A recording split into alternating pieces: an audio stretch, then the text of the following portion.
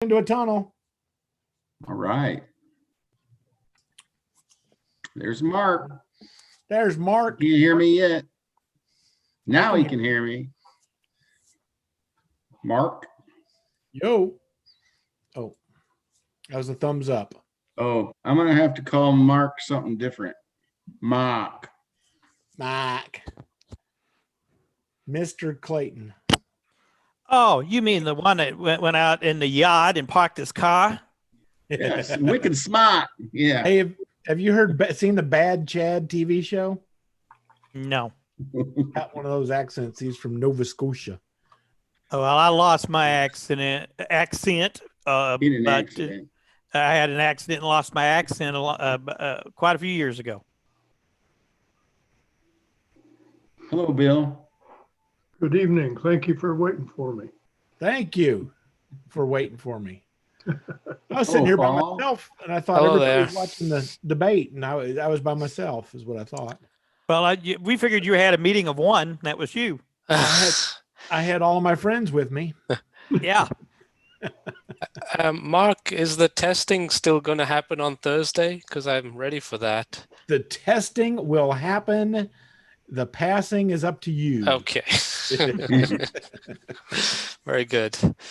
And no, you can't bring any candy bars or candy for them to help you out. Oh, that's a shame. Yeah. Yep. Nope, nothing works. But yes, we are going to be here. I don't know. I think we've got at least two that are going to be there. Okay, I filled out the form that on the website that asked for me to fill out some FRN number. Yes. Yeah, so I did that. And you got the FRN number, and you're in good shape. I did, yes. That's the important thing, because if you don't fill out the FRN number, you have to give me your social security number, and that's not a good thing. That would be bad. No, I trust you, I'm sure. No, you shouldn't. No. Mark, don't tell them about your plane you got hidden. Yeah, no. I won't tell you about the ethical hacking class I'm taking. Ethical hacking class I'm taking now.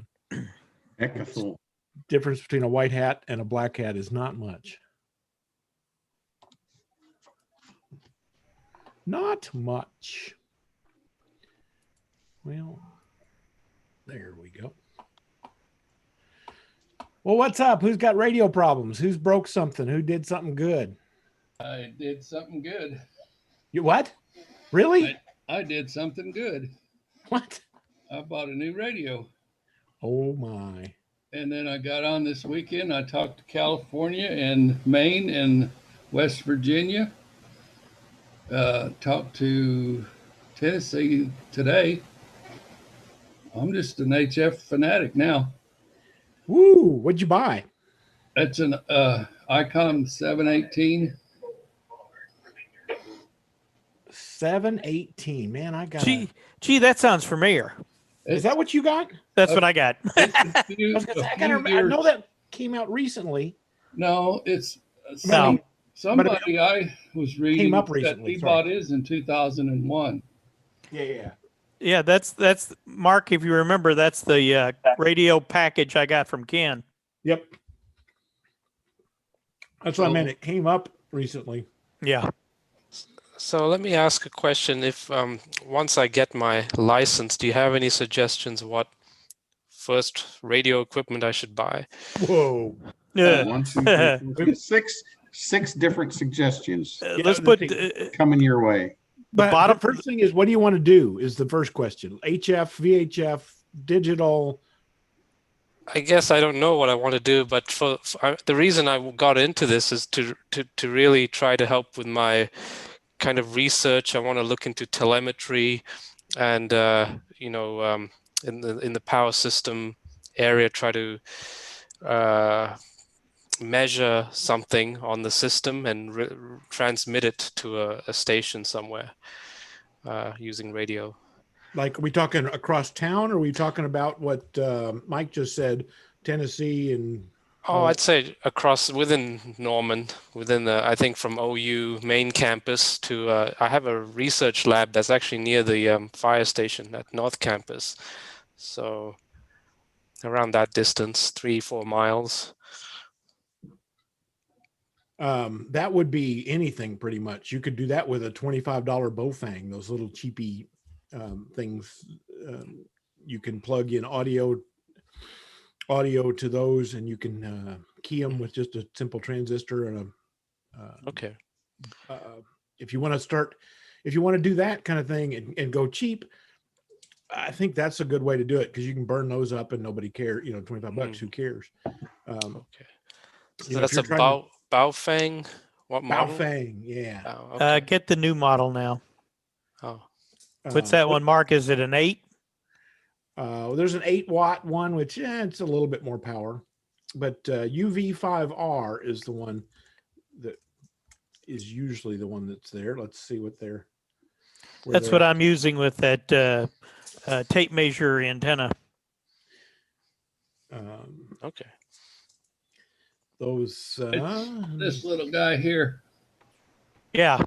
I say everybody pull out theirs that they have. Yeah.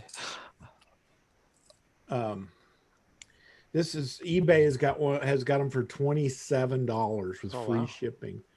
And you know, if you're really trying to experiment, that's a cool way to go, because it has everything in the package. You can there's Mark's. Oh, okay. You can literally buy the module inside. If you really, where's Wayne? There's another one. Okay, very good.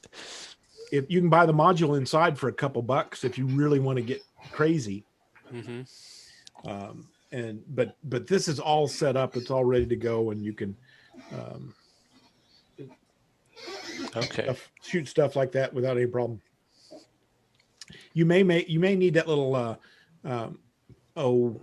tape measure antenna, you know, to help you out on one or both ends, but Okay. you can try it, you know, stand outside. Program it. Yeah, you want the software and the programming cable with it as well. Yeah, that's true. Okay. And that's about $14 online. And that tape measure antenna, if Mark still has it, he's about $10. Yep. So you figure round up, you figure $30 for the radio and $15 for the software and programming cable, and then you figure $10 for the antenna, the tape measure antenna. You can do just about anything you want. Well, you can get the software for free Yeah, online. It's that's called. something called Chirp. Yeah, Yeah, I use Chirp. yeah, Sharp works great. There's a website. What's it called? Micor. Yeah, it's Micor.net or something like that. If you can get the chip software right off of our webpage. off of the code plugs page on our website. Yeah. Okay. And that lets you program the whole radio instead of having to punch the buttons, and you can do it off the buttons, but it makes you crazy. Right. And you have to buy the programming cable. You can get that online like you can the radio. It's probably about $7 now. Okay, that's a good start. Thank you for that. So the Baofeng UV5R. Yep. Okay. And And all then- that. And you know, this stuff off eBay is just fine usually for any of that stuff. Let's see, Baofeng programming cable. I don't know what. I haven't bought one in a while. $7.99. $8. Yeah. Okay. And then they're just literally audio in and audio out. And if you're wanting to do some telemetry, you just create the audio and squirt it in and squirt it out. Right. You know, in theory, you could make the plugs, just plug them together and make the hardware work, and Mhm. then unplug that and plug it into the two radios, and you should be able to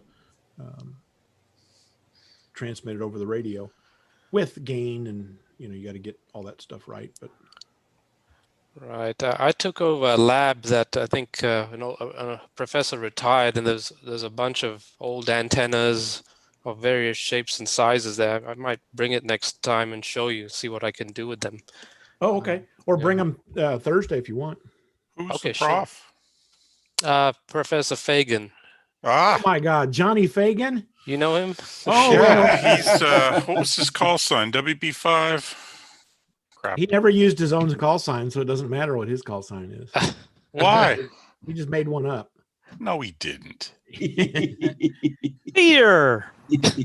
He's a great guy. I've bumped into him a few times. Oh yeah, Oh, he's a great if guy. you see him again, he kicked back into the amateur radio stuff after he retired. So Yep. tell him when Okay. COVID's over, come find us again, or tell him to jump in on Zoom. All right. Yeah, I've known him for 35 years, I think. Mm-hmm. Yeah, we did a tornado chase plane in the 80s, and we put Gordon Jones's W5OU call sign on that because nobody wanted to fess up if it was theirs. What's his name? Right. He was great. He gave me a whole bunch of old oscilloscopes, all the cathode ray oscilloscopes, which are Oh, hard is to there find. another kind? I agree with you. There's only one kind. Yeah. I just this ordered digital rubbish. I just ordered a tiny SA, a spectrum analyzer. Some guy, I think he's in Ukraine, he's doing all the design work, and then he just sends the files to China and they spit them out for $50. Mhm. So I thought, well, $50, okay, I'll take one, please. Should be here Saturday. Well, it's only good up to a gig. What's that? Gonna be? Yeah, right. I know, it's crazy. It's crazy. Yeah, we've had really good with those luck with those little The tiny VNAs. the VNAs, and Same guy. oh, is it? Yeah. Yeah, it's just a matter of adding the generator and some software. Change the generator. And all that software is on GitHub. Yep. Peter, Paul Moses is coming to get tested on Thursday. Is he in one of those two that run the list? I think he was because it didn't send me mail. I get all confused, and my workflow is all disturbed. So I haven't sent out an email saying, yes, I got your stuff. But I'll Okay. do that. I will do that. And yeah, I got your stuff. So that's the important thing. Okay, great. So everything will be ready to go on Thursday. Right? So I bring a pencil and a calculator. Yep. Is that all? Okay. Yep. And Well- a photo ID. Photo ID. And it's always And a good to have mask. your memory in good shape. Mhm. That's the hard part. Yeah.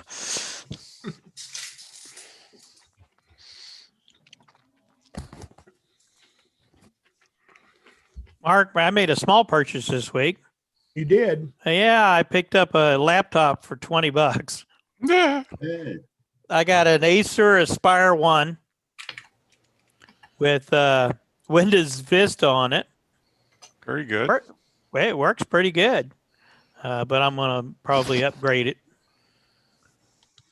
But yeah, I got it. It's working good, power cord and everything. $20. Crazy. Mike was telling us he had put a 718 to work this week. What'd you have for an antenna on that finally, Mike? I'm still using my old end-fed wire, NBIS style in the backyard, running along the top of the fence. Here we go. Whiskey Bravo 5 Foxtrot Zulu Delta. There you go. John Fagan. Yeah, every time I talked to him, he never could remember his call sign. Are they still doing electric cars? Yeah, he started all that, didn't he, in the Oh, yeah. decades ago? So that's still going on under a different professor, I think. He says decades ago, like that's a long time, Peter. Yeah, I got that. Sorry. I picked right up on that. I remember when it first started. I think you opened back in 1909. I remember pushing. Somebody pushed it over my foot. They had the hard tires back then. Rolled it over my foot. And they complained that something was wrong with the bearing. There's nothing wrong with the bearing. My foot was in the way. And then you had to turn that crank. Yeah. You No, know, it was a 19 solar car. That was a solar car that went across Australia. I remember that. Yep. I remember that. Speaking of 1909, do you have any information on Gordon Jones? He is doing well. He's just about 2 miles from my office here. He's staying at the place by the whatever that air conditioner place is called these days. They moved into town, didn't they? Yeah, they moved into that motel for a while they're selling their place. You need 30 acres by the lake. Another 30 acres, by the way. Yeah. Hey, yeah, Peter, that's your neighbor over there. Yeah, oh, I know. Gordon, God, was 82, 83. He's supposedly doing a lot better. I did not talk to him personally this week, but Michael Salem talked to Janet, and she I was saw Janet about 2 months ago, and that's the last I've heard from him. She's in charge, so she would know. Well, that's always fun. Yeah, that's part of the stuff. His I've been helping him work through some stuff with the radio gear at the house, and David Perry and I were doing that. Of course, that's changed a little bit recently. Yeah. But, the place is for sale if you're looking for 30 acres. Well, there's Zolan. Was he here? There he is. Yep, I'm here. N0LOZ. I saw the chat. I didn't even see your face. We haven't seen you in 2 years. It's been a while. Yeah. I decided to hop on because Paul there was talking about wanting to run sensor data transmissions and relays, and I wanted to make sure he knew that LoRa actually has a 433 megahertz chip that you can get now for about $9. I've got a couple here. I'm in the process of building something as well for it. Right. Yeah, those are the Baofangs get you in the game, and if you want to build for effect, you can get transmitters cheap. Yep. But yeah, as a first entry level, the UV5R is a good radio. Okay. There's tons of standards for digital stuff. I don't know if you're wanting to build your own just to play with it, but standards are great. Just pick one. Yeah, I thought about getting a kit and just to brush up on basic electronics, getting back into soldering and all that stuff. So to build one, yeah. Also, when you get your ticket, let me know. I have a GD77 you can borrow, maybe even have, and they have open source firmware now. Oh yeah. What's a GD77? Sorry to ask. Handy talkie. It is basically a you must program type radio, but it has DMR and analog capability. Okay. Sure, yeah, I'll get in touch with you. Thank you for that. Yep.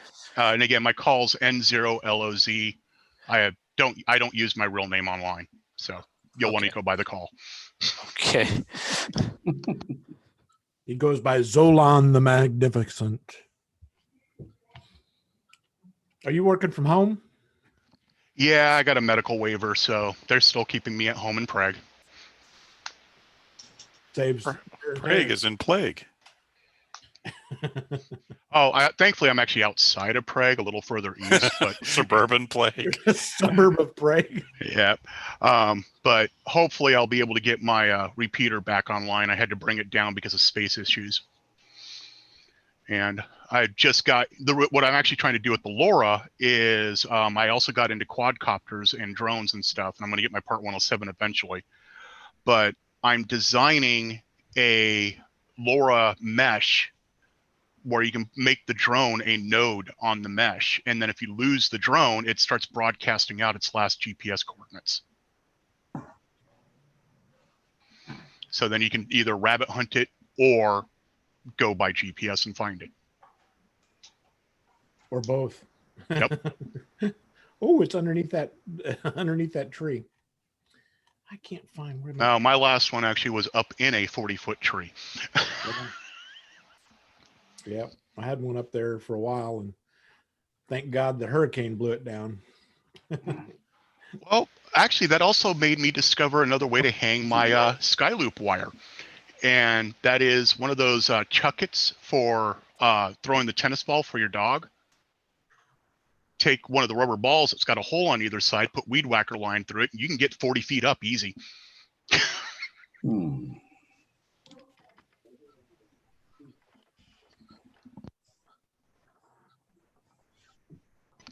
Anyways, that was all I was wanting to let Paul know about. Okay, thank you. I appreciate that. Glad you came. I've seen you on Facebook once or twice, but I haven't heard your voice in long time, year. A little over a year now. Yeah, since about 4 months before the pandemic. Yeah. But I'm going to be getting back on air more soon as the weather changes is when I normally get on. Good.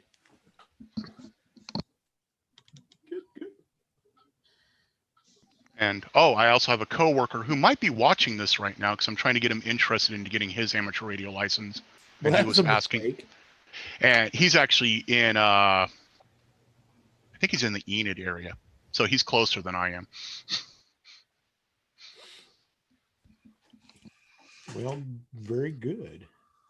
Yeah, we get a ton of people that watch this, and it just bumfuzzles me.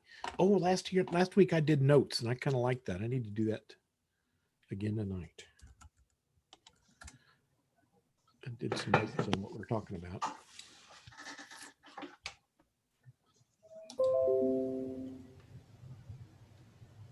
So what else got going on? Everybody got everything running the way it should be? No. Tell me I have about an intermittent ground loop, and I can't find where it's looping, and it's annoying the heck out of me. Tear it all out. Just started up like 2 minutes ago, and it's just,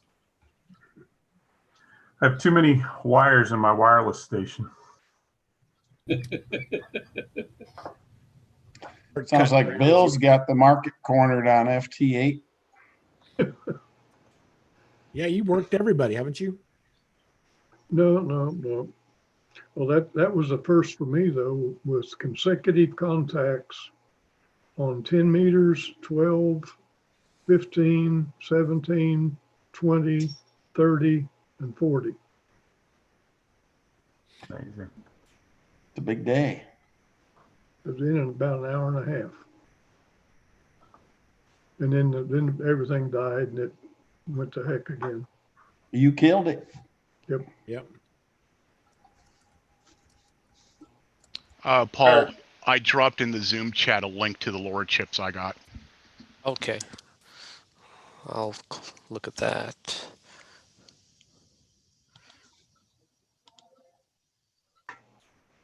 Okay, for Raspberry Pi or Arduino. Okay. Yeah. Those are tons of good stuff to do with Raspberry Pis. Intersect those with amateur radio. They get lots of good use. Oh, I know that chip. Yep, and somebody's got their little MMD VM hotspot there. It's paperweight. Yeah, I actually let me be right back. There's Max. Hello, Max. He's looking. Wondering what is Daddy doing? All right. Maybe you'll leave me alone now. Nope. Be worse. Yeah, that's what's crazy is that little chip is $10, but you can do the whole radio for 25. Went and 3D printed myself, custom designed a case. It's got a Raspberry Pi 3 in it with a jumbo spot full duplex on it. Huh. It's actually the same setup I brought to the Elmer night that one night that Mark saw. I just made a case for it and put a fan in it.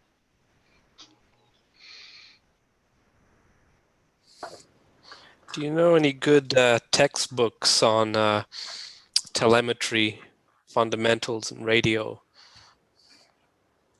Or online documents?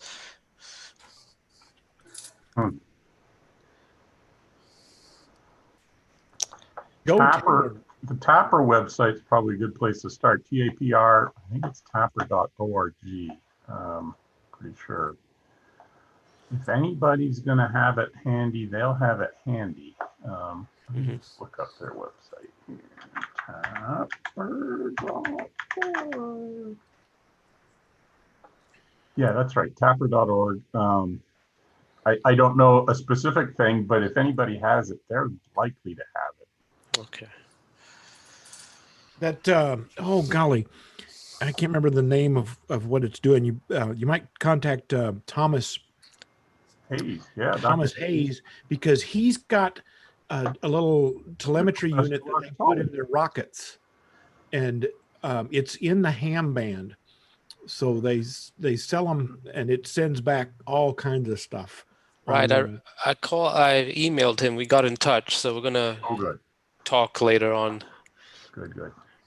But it was that telemetry board was built by a ham, and he has all of the stuff detailed, and why he made every decision, and they send back analog and GPS and all kinds of stuff that he can just pull out his phone and watch the thing from the phone in real time. I think it shoots down from,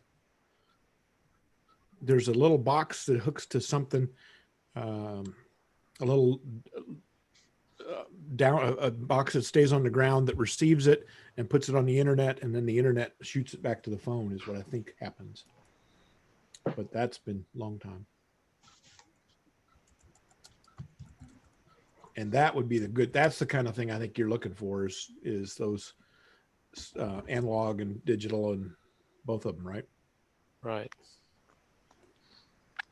Because I want to be able to sample the power system voltage or current, and transmit some, like once I find it's out of tolerance or something, and transmit a signal to trip another relay that's 4 miles away. So I'm trying to put it together in my mind how I would do that. Send a trip signal. I know they do this on the transmission network with microwave links. Right. But two small Arduino Megas and those 2 chips, and you can do that exactly.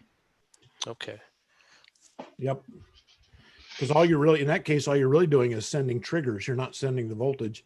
You're letting the far end be the smart guy, and you just put out a blast. Yep.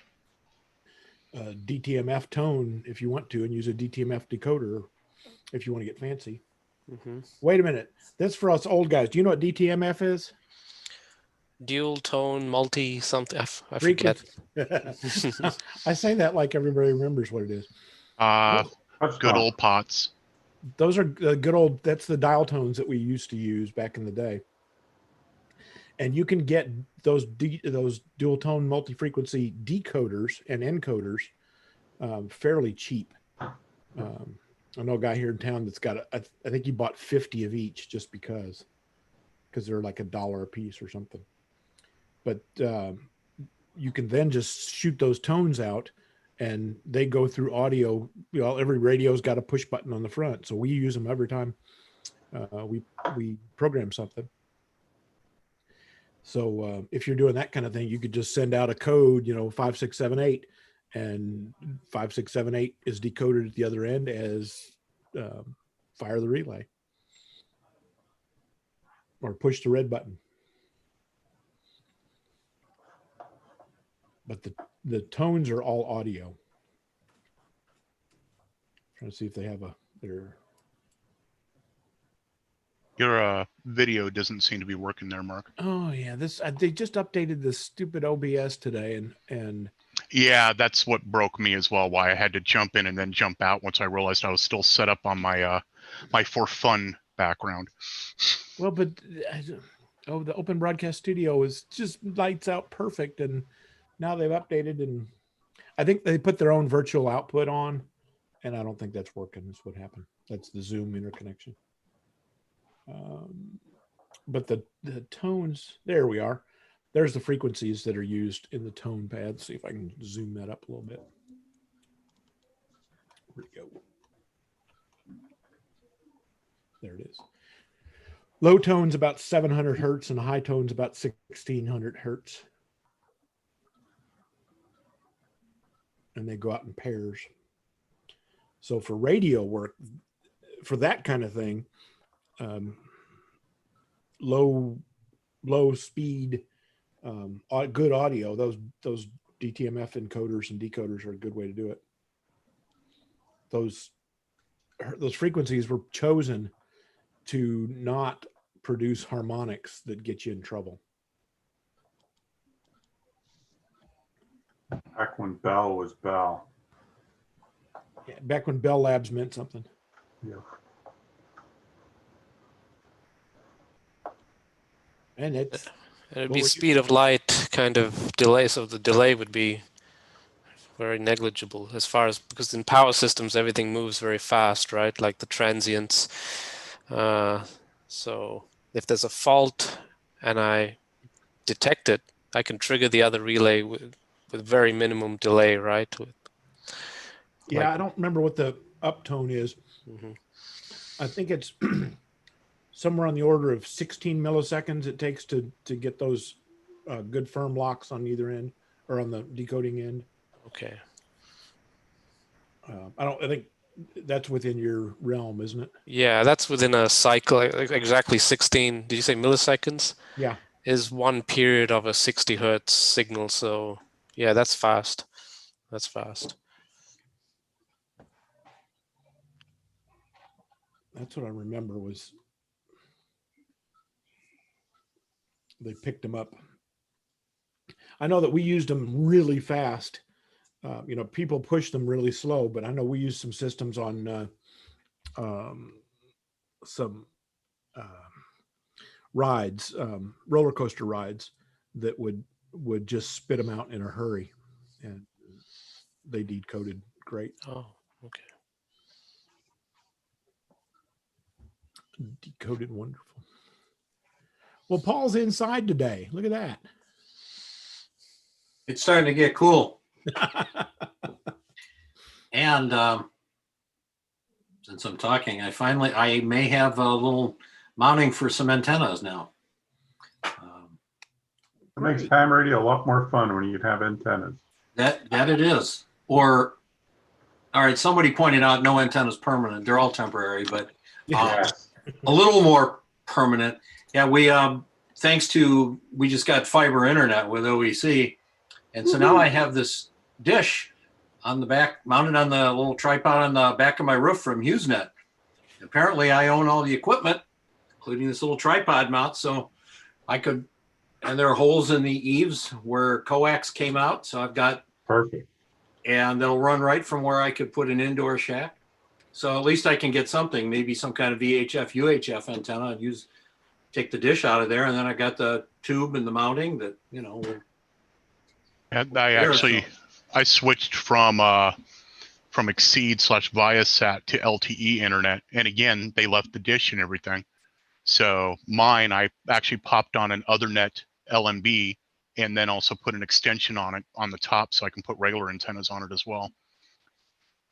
Yeah, I've got to say, I don't know how to put pictures up here, so yeah, but if you know what I'm talking about, the little tripod that's up on the roof, and just take the dish off there, and I got a piped tube to mount stuff, so, or to move other wires to things. So that turned out to be a nice benefit. I thought they were going to come take all their stuff, and now they said, no, it looks like you bought it. So, and if you need more, I've got a barn full of them.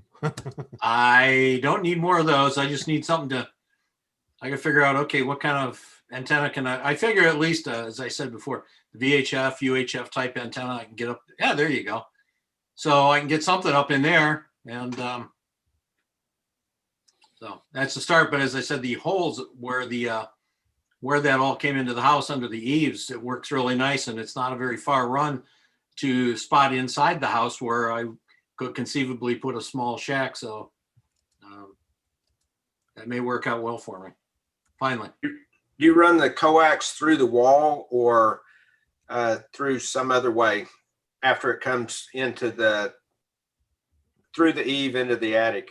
Well, let's put it this way. What's in there now is still the HughesNet installation, and it came in through the eaves. The coax ran a short way through the attic and then down through the ceiling in the sunroom in the back. So it comes down in there, but I'll be able to bring it in, run something through the attic, and then probably, I'm going to guess, come down through the wall where I can connect. But I have to figure that out. Lots to figure out yet. But I have access. He's pre-drilled the holes for me. Here's the lazy man. That 75 ohm coax will probably work. Is the hole big enough to run multiple coax? I can make it big enough. So he's got, it's already there with kind of the little the grommet or feature, the little whatever. I can't think of the right word. To keep bugs and stuff out. So, he's got that in there. So at least I've got the hole marked. So they just get the little like the glow in the dark feed through the pole that he put in there to fish the thing through. So that's what I'm happy about. I at least got access. I've got kind of some holes drilled, a mounting, something to start with. But lots to figure out, but at least I have that now. Yeah, I've used that system before a couple times, and it was always a real pain whenever it came time to change out, put up a new antenna or run a new coax line or something. And it's so much easier to go through a window pass through. Yeah, I just don't have an easy place where I can locate it, where I can put a small shack. I'll pretty much have to run the coax up through the wall into the attic and then out. But fortunately, where this location is, it's not a very long run. It's not like at the other end of the house. So that's one good thing. If it's 25 feet, I'd be surprised. Hey, Paul, I've got a question about your radios behind you. Was that an old dispatch center or something? Well, that one, I got that. I got to say, I stole the idea of that kind of background from you. And I was sorting through, looking through my pictures on the computer, and it's kind of sorting things. And that is actually, I took that 4 or 5 years ago. That's the radio room on the Queen Mary out in California. And so I got to sit back there and try to operate. The conditions were terrible. I couldn't get anybody, but it was kind of cool. So that's what it was, the radio room on the Queen Mary. Wow. I thought I recognized that. That's why I say I stole the idea for the background, but when I saw that, I thought, well, I sat there with no luck, but. You didn't make any contacts? Nah, band was just dead. But it was kind of cool. Say I did it and tried. Yeah, I was there in 85, I think, 86 maybe, late 80s, somewhere in that range. And they were just rebuilding it back then. It was in decent shape, but they fixed it up a lot. Yeah, that's not the original location where the original ship's radio room was, but the big shack, and they moved the equipment. Maybe that's what they were doing. Yep. But they did move this, so it's on the upper level on the main deck or whatever. They were building that back then. Okay. Or rebuilding. I don't remember which the word was, but yeah. It was just kind of cool. I had worked them once, kind of on 10 watts on 10 meters with a wire thrown up from one of those little Radio Shack 10 meter SSB AM and FM radios, and from Maryland. So it was kind of cool. Got to work the station or see the station that I worked. So anyway, that's where that is. Good evening, guys. Hello, Lee. Hey, Lee. How are you? Good. How are you? Good. I had my cataract surgery yesterday morning. My left eye, a little cloudy, but she said it'll get better. Don't forget your 47 different eye drops. Oh, I just finished doing one. Yeah, that's something to keep up with in itself. I like your Elvis look there, Glee. Oh yeah. Yeah, that looked pretty cool on you. Thank you. Thank you. Thank you very much. What kind of thing? Thank you. Thank you very much. Get some nanner and peanut butter sandwich. No, I had that done. My right eye was done on the 14th, and then my left eye was done yesterday morning at 7:30. I had to be there at 6:15. So yeah. The neat thing about it is when it's all said and done, I probably won't have to wear glasses again, or if anything, just a set of cheater readers, and that's it. And I've had trifocals for 30 years.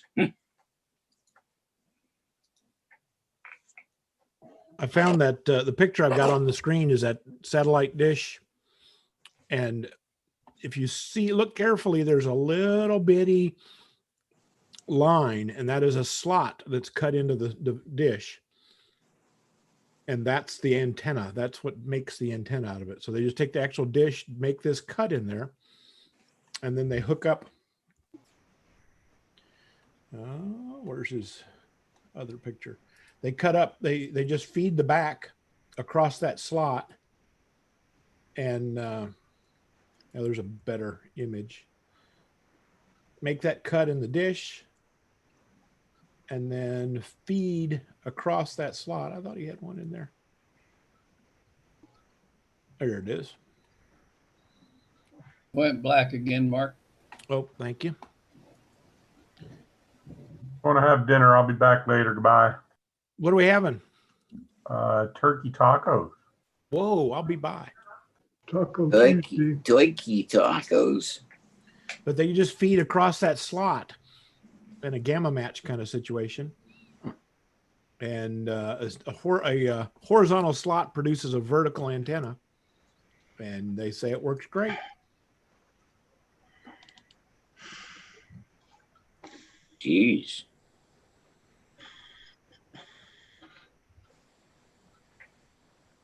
Of course, me and my 10 acres, I don't care about stuff like that.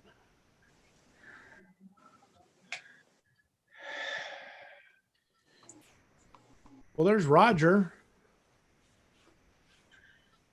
Hey, how's it going? Can you hear me? I can hear you. So what frequency is that? 2 meters. 2 meters. VHF. Twice meters. Okay. Twice meters. There's your SWR curve.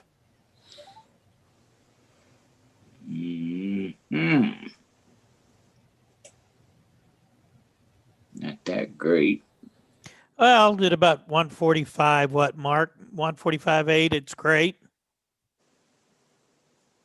Yeah, that's where this one's tuned, is at 145.8 and goes from 144 to 148 with 1.5 to 1 less than 1.5 to 1. Yep.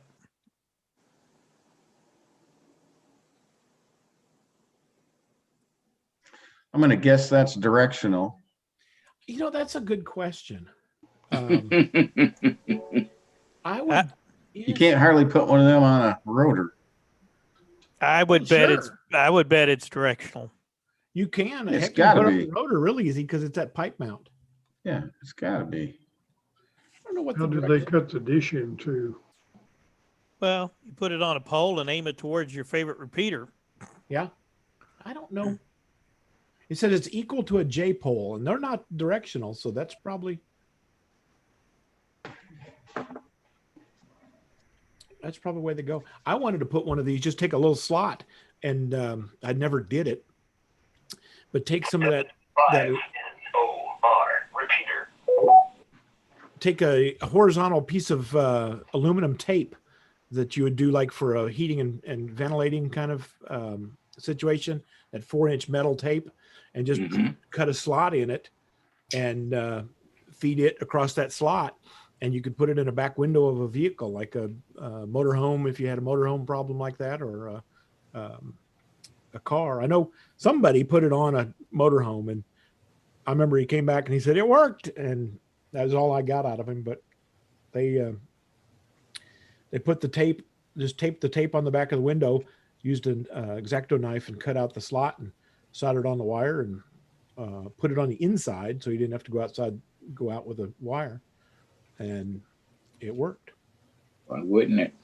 Yeah. I mean, TV antennas are slot antennas, and they're mounted vertically for a horizontal TV. That's what's on the top of a TV station antenna. Or I guess there's still a slot.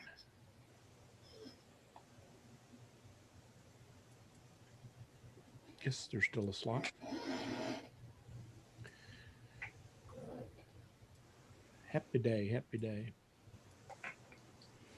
So Paul, what when you connect a wire to this antenna wire, what's your first antenna you're going to put up? Talking to me? Yeah, no, Paul, N1HOB. Oh. Other Paul. That I haven't gotten to that point yet. Okay. I was just happy to find to realize I had some kind of way to mount, new mounting possibility. So now it's a matter of looking, okay, what can I do there? What I want to make sure I don't put anything that's going to, well, of course, I don't want to put too much of a load on that tripod. We just got a new roof last year. I don't want to screw up any warranty or anything like that, but well, you could put a vertical on that, like those copper cactuses we talked about every week, I think, since the start of these things. Those copper cactuses work out well. Yeah, I thought about that, and obviously, being round, they're not going to have as much of a wind load. I mean, so yeah, I have thought about that. So I was going to look into those, but that might be my first thing, at least, to get a better signal on VHF and UHF. And it might be some way I can at least, maybe I can get something up there as a mount for some kind of other wire antenna, because I got all those trees around. So I want to take advantage of those. So at least it gets me a way to get the wire out there now. Yeah, I think if you got it, run it as a dipole. Just put that up as the center point of the dipole and run one leg one way and one leg the other. Yeah, that's what I'm thinking. Because I got a big pecan tree on one side of the house about 20 feet away, and 60, 70 foot pine trees going the other direction. So I got lots of room. As I think I mentioned one week, I think I have enough room if I could snake the wire theoretically through the trees to put up a full wave loop for 160. Oh, that'd be good. Use that as the center point for the 160 and just run it around. Yeah. Yeah, that I could do. Once it's just feeding something, getting it out of the house has been the problem. And once we got the new internet and that antenna can go away, well, that answered a lot of questions. Thank you, HughesNet.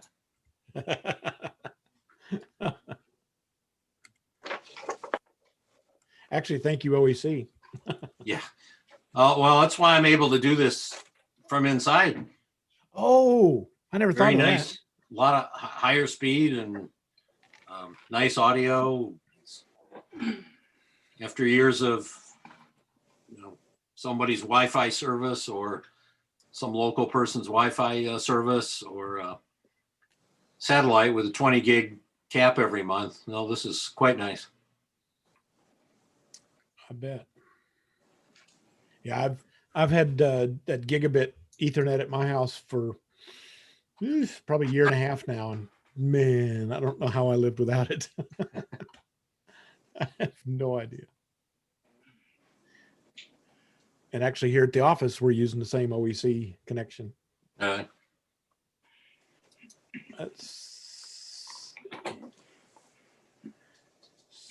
Gentlemen, I'm going to bail on you. We will see you sometime All right, man. soon. Be good. See you later, Bill.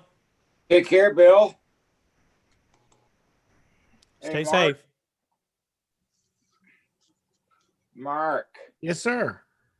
it was with great interest I read today's SCARS newsletter. We have a newsletter? Yeah, we do.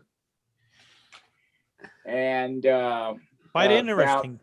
About this weekend's emergency Set drill. SET. Yes. Yep. I was going to say, would you like to talk any about it? Yeah, I was planning on running over to the net and talk to those folks also there.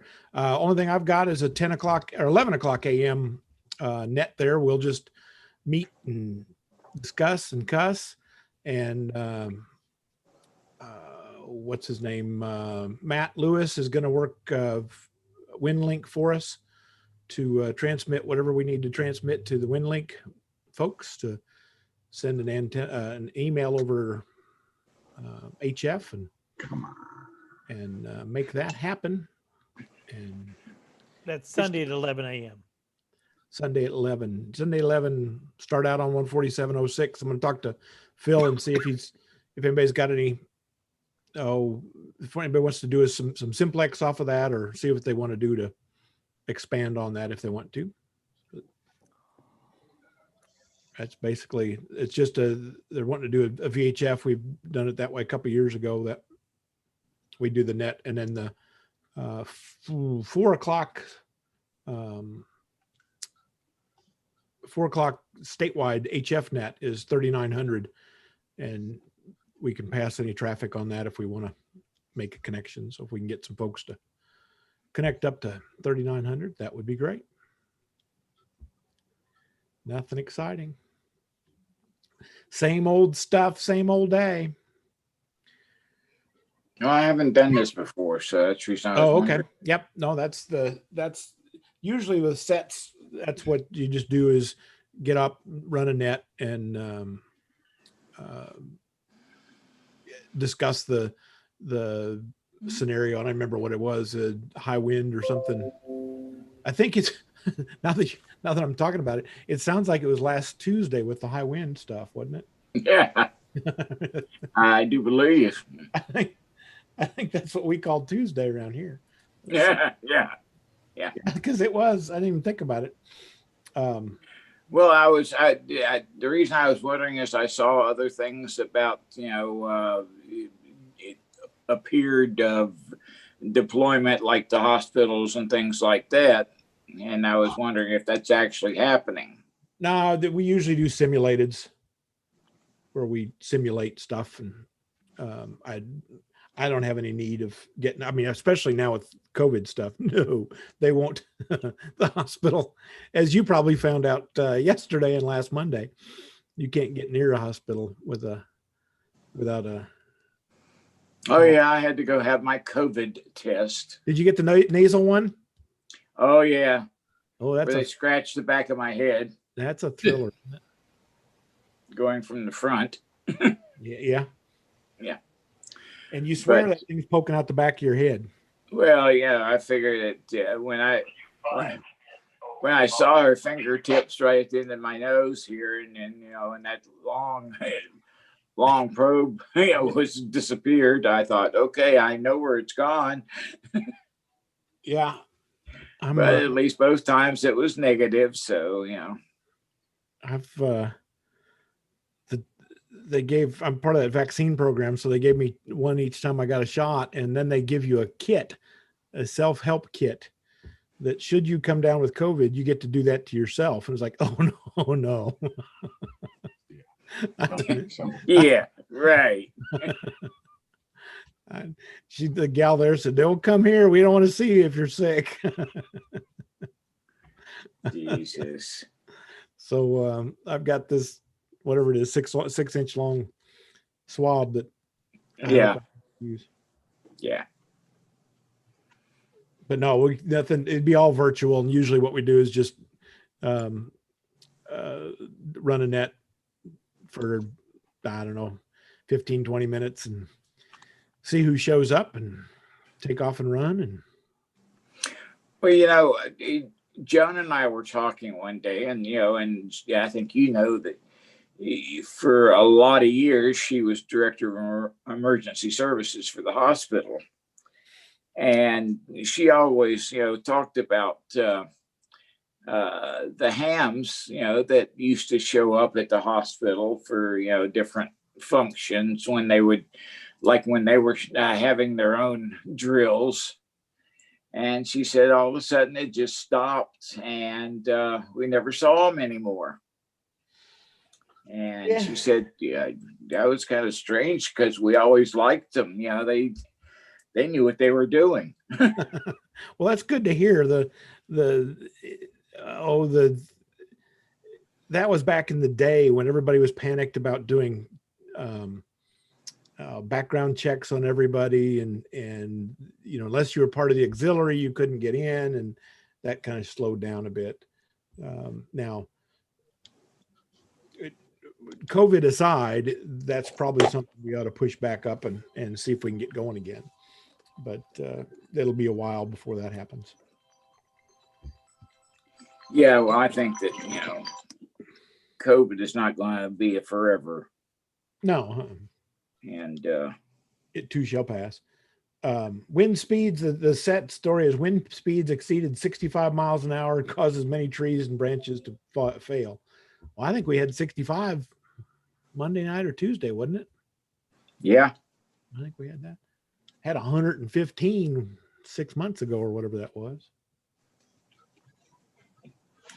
I had 91 here at the house. Seems like it was like 2.5 months. Yeah.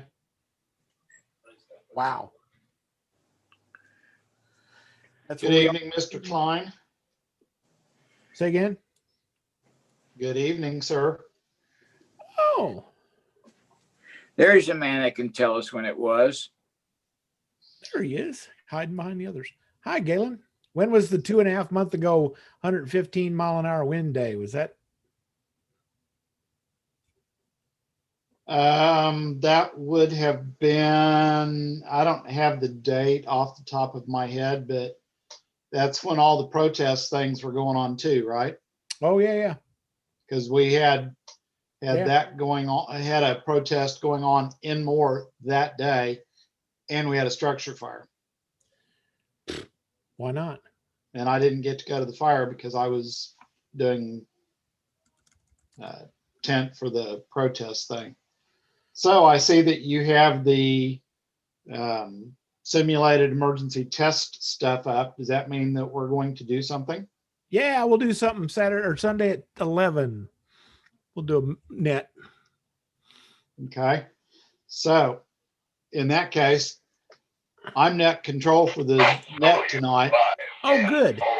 And I will, as soon as I call the net, my plan was to read some of this stuff, but since you are the man, then I will be calling on you to read it. I will go scramble to find a radio that I can make that happen with. But yeah, that would be good. We usually run those with a net sometime on Sunday. And yeah, in case you think I'm just making that up, I don't know if you can see my screen. This is what I had up before I got into the Elmer night.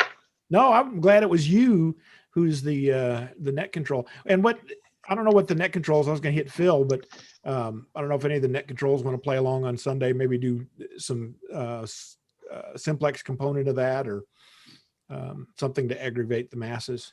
I mean, test the radios.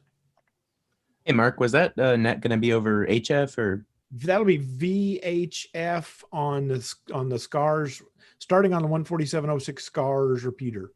Okay. Now, there is an HF component of that, which is the 3900, the normal Sunday afternoon traffic net, which is 4:30 p.m., 2130 UTC. Is that right? Yep. Okay. 2130 UTC that's on 3900 usually this time of year, or 7620. It was on 39 this last Sunday. And actually it's, if you don't find it there, dial up just a little bit, like 3902, 3903. Or 7260. I had that backwards, 7260. Yeah, but they're trying to use 3900. Are they? Yeah, that's probably for propagation. That's probably the right place to be. So if you have HF capabilities, if you want to listen, you can go listen to that. What was the time?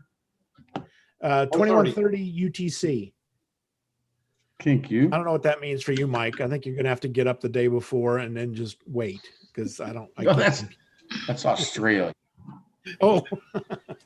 2130 UTC. Yeah.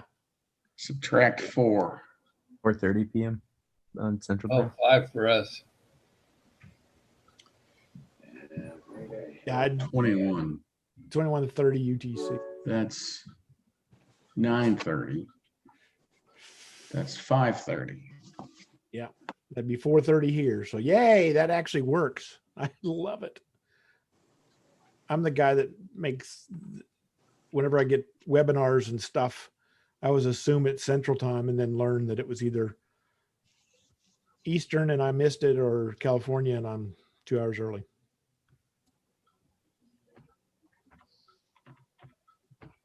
But yeah, 7260 is on 40, but you're saying 3900, and that's probably where they need to be. Yeah, and like I said, if you don't find them there, go up like 3902, 3903, because sometimes they have to do that to get away from some interference and so on. Very good. Yeah, that's a component, and then they're trying to do WinLink. So Matt Lewis said he would he's going to do it on HF is what he's trying to do. Well, he will do it on HF. He's trying to do it on a battery powered everything setup. So that's what his goal is going to be. And the fallback is you send an email to the WinLink address. Good evening. Oh, Gordon. Hello. Hey, Gordon. Hey, what's up? This guy. Lovely jubbly. Just relaxing after another day at the grind. Yeah. I used to have to do that. Got a nice What- Aberlour 12-year-old there. So What are we consuming?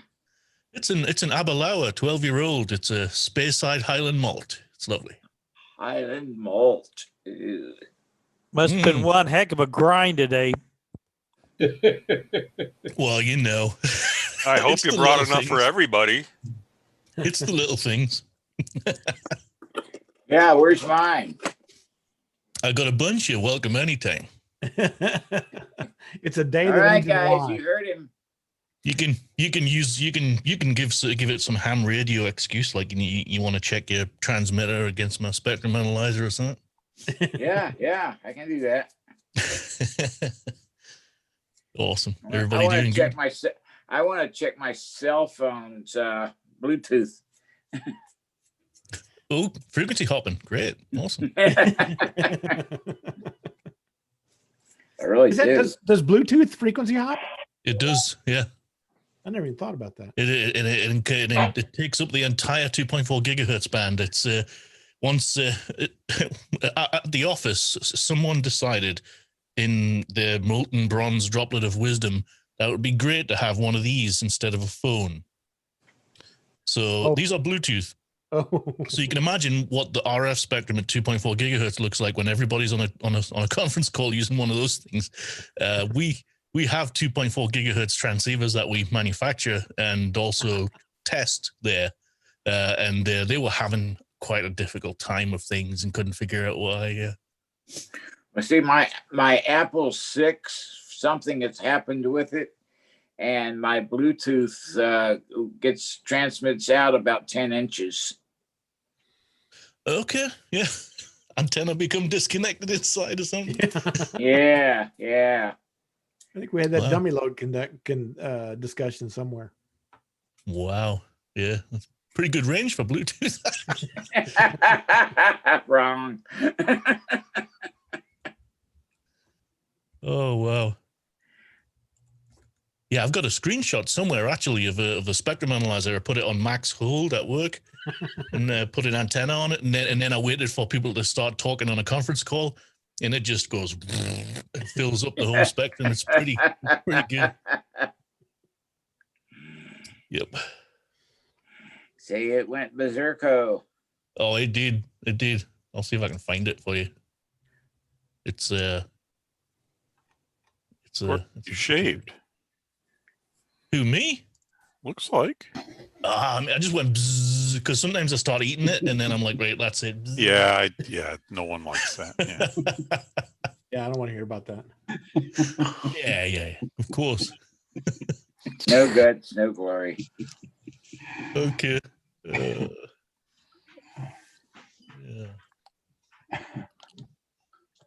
Here, can I share my screen for a second? I'll show you. Yeah, hang on. Nice. Hang on. Whoop it on. Yeah. Oh, there we go. All right. So this is a slide from one of my presentation. So you can see here, this is channel 1, channel 6, and channel 11 of the Wi-Fi spectrum in 2.4 gigahertz, which is generally where routers like to sit because it's really the only 3 non-overlapping channels at the 2.4 gig band. Yep. So we're all sitting here with a noise floor of what's that, negative 55 because of the Wi-Fi or whatever, and then people start making phone calls. This happens. The ants start marching. Yep. Ring, ring. So it just grabs it. Just ring, ring. Oh, ring. Oh man. Yep. So yeah, it kind of shows you. Yeah. So somebody thought it would be a great idea in corporate IT, of course, that would be a great idea to have these brilliant 2.4 gigahertz headsets that we all wore instead of a telephone. Oh dear. So anyway, there you go. They weren't Wi-Fi headsets. They were Bluetooth headsets, so they hopped all over the 2.4 gig band. So yeah, it filled it up. It got every channel full, didn't it? Man. Yeah, it did. Because we had I forget what manufacturer they were, but we had I don't think they were Avaya. I forget. Nortel. Oh, they were Nortel. We had a Nortel phone system when our building opened. It's been replaced since, but we had Wi-Fi handsets, which were very handy because you were on the corporate phone system, but it was Wi-Fi. Yeah. You'd walk around with them. It was great. No jokes about IP telephony, okay? Ugh, terrible idea. Yeah. Twisted pair, man. I mean, real twisted pair, not. Oh, you mean POTS? You know what it is? It's not the fact that it's VoIP. It's the fact that they mix the traffic. Mm-hmm. And they use the same infrastructure with no understanding that phones are a life safety device. Yeah, right? I mean, because they are. Yep. Absolutely. Well, they have the 911 discriminator. What disclaimer, right?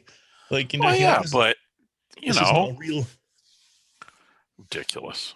Yeah. Terrible. I also like to listen to AM radio late at night, so Of course. AM. Absolutely. AM. Who gets on AM? Broadcasters, all 17 of them that are left, but I don't know, man. You like us medium wave. You had medium wave in your homeland. Sure did. Medium wave, long wave, short wave. Yeah, you had long wave broadcasters. In fact, BBC4 has still got a couple long wave transmitters. Wow. Believe it or not. I wonder where they find the room to put those. I don't know.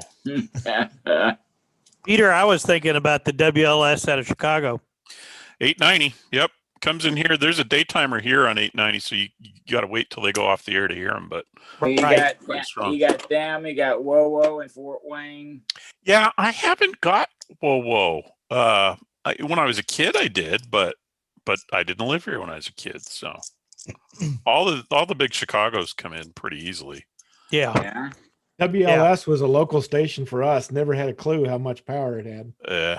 WGN, WSCR, which used to be MAQ, and WSM is still alive. Yep. 650. Yep. I went to bed every weekend with WSM playing in my little pillow speaker for my transistor radio. And WABC out of New York City. Did they have transistor radio batteries over here? Sure, 9 volts. Yeah. 9 volt. Yeah. Okay. All right. Yeah, because it used to puzzle me as to why specifically they were for transistor radios. You know, they all ran on 9 volts. They have no capacity. Now you look at them, and if you look at one to buy one, they're like 165 milliamp hours. It's insane.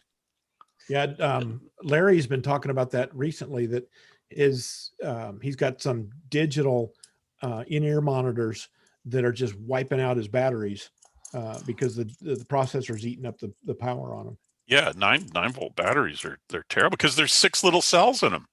Yeah. Little cells. Yeah, man. Have you ever seen the 45 volt that looks like a 9 volt but longer? Yeah. Fire departments used to use them. Yeah. It's a 45 volt battery, but it's just a long 9 volt case. Look at that pillow speaker. We used to get those kids and touch our tongues to them. Yep. Well, how else are you going to know if they're dead? That's right. Exactly.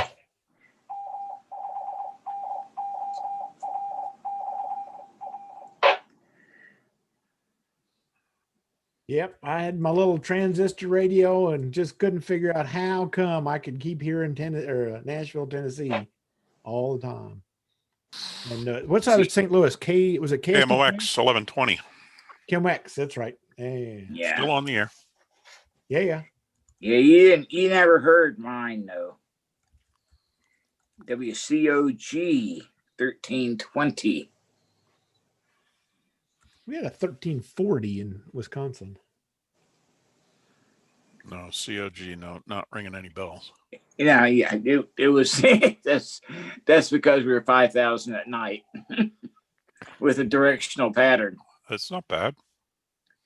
No, it wasn't, but that was where I worked as a kid. Ours was KWHN 1320 AM out of Fort Smith, Arkansas. Downtown in the old building, the 100-year-old building.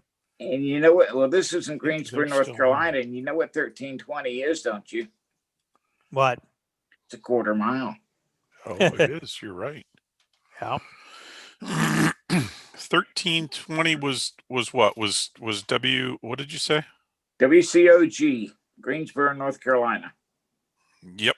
Still 5,000 watts, 24 hours a day. They're a sports station. Oh, really? And they on have on Tower Drive still? Well, I don't know. This listing doesn't say, but okay. I mean, you could look up their license. We had four antennas, 600-foot antennas that were in a dog leg pattern because we had to do a directional at night for protect somebody for Danville, Virginia.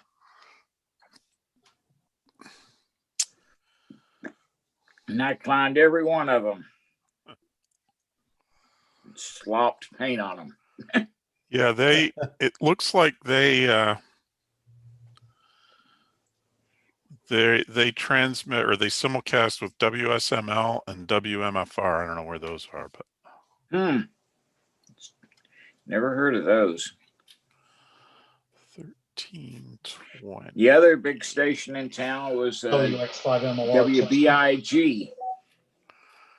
WBIG? WBIG. Galen, it's scratchy. Okay, thank you. BIGW.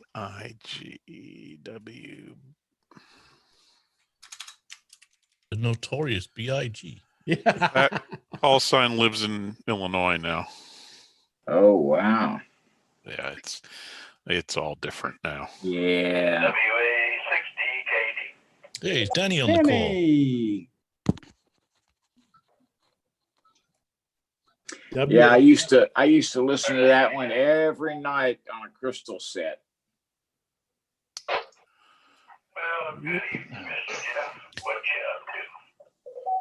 Clear it now, Galen. It's clear.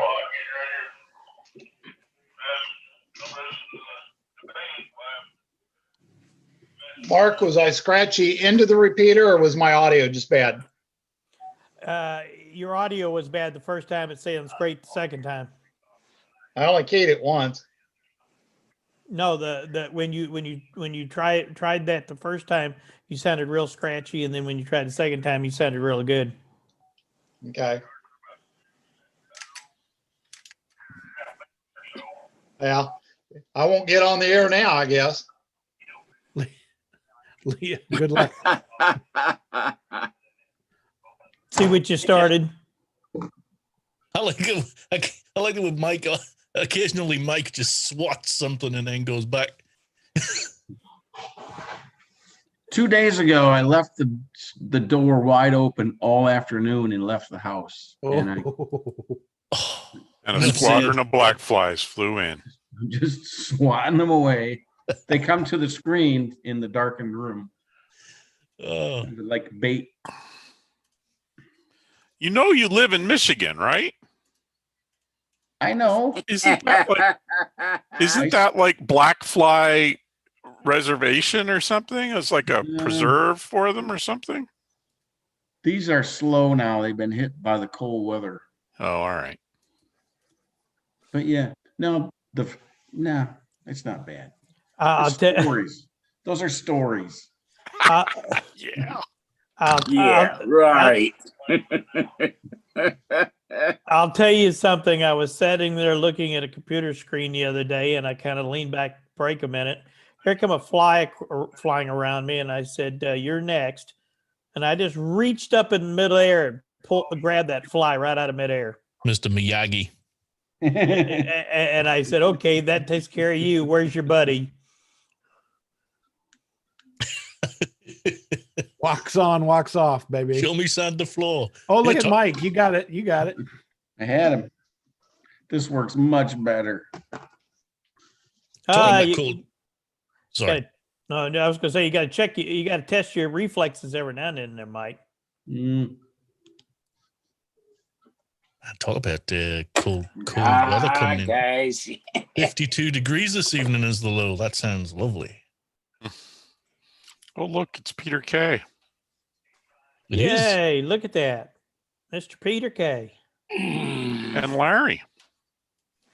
Yeah. WX5MOR testing audio 1, 2. Larry's 3, not on a 4, ladder 5. this week. You need one of these. Audio sound okay? Oh, that's one of those electrical devices. Yeah. Yes.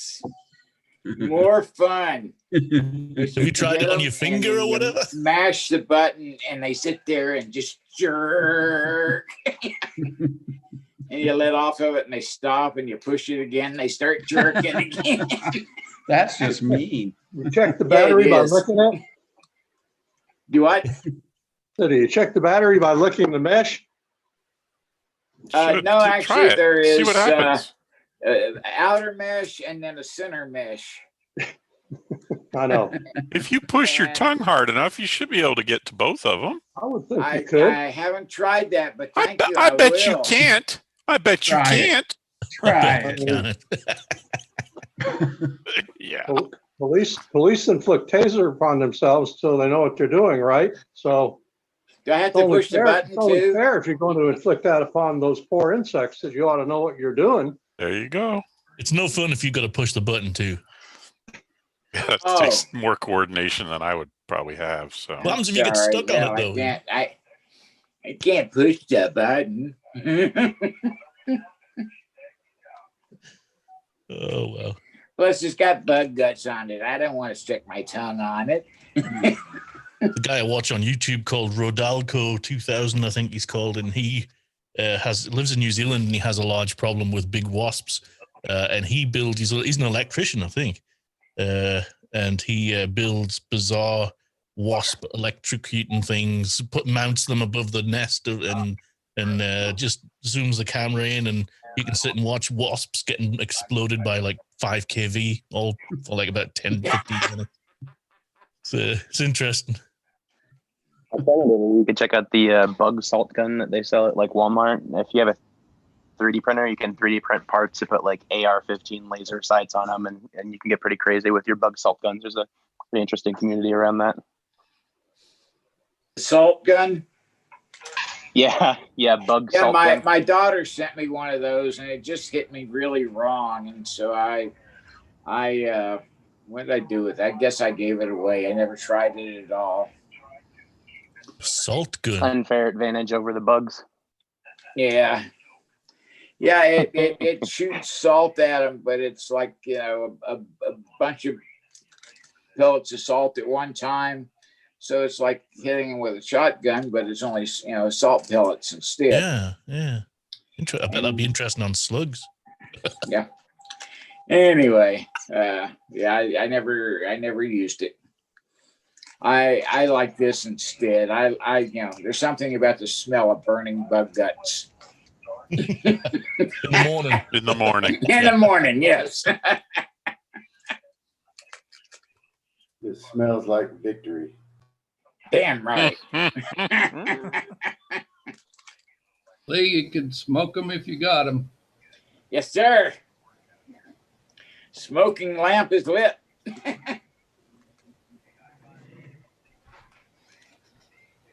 I think it's more fun to reach up and pull them out of midair. We're not all that talented, though. If you really want sport, though, pull their wings off in midair. By God. No, I give them a fair shot and then I pull them down. No, just you got to get both wings same time. Watch them drop. Uses out hairspray. And a circle if you get just one.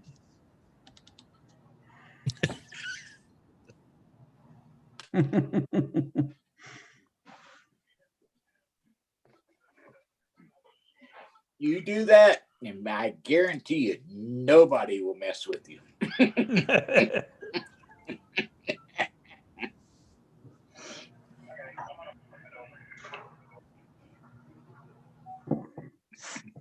So what's going on? And a hush fell over the room. I was just looking at what Larry was doing and wondering what he's building this week. It was audio interfaces last week, right? Yes. What's on the slab this week? Yeah, let's see here. Rear view mirror camera. Oh wow, cool. You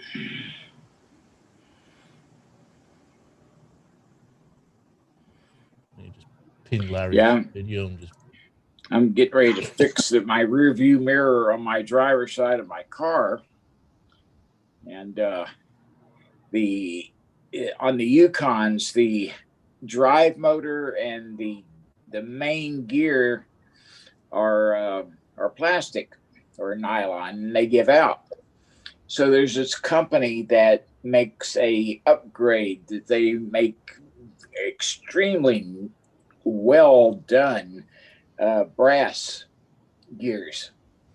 So I bought the set of those, which they're proud of, but they say that it'll last forever, so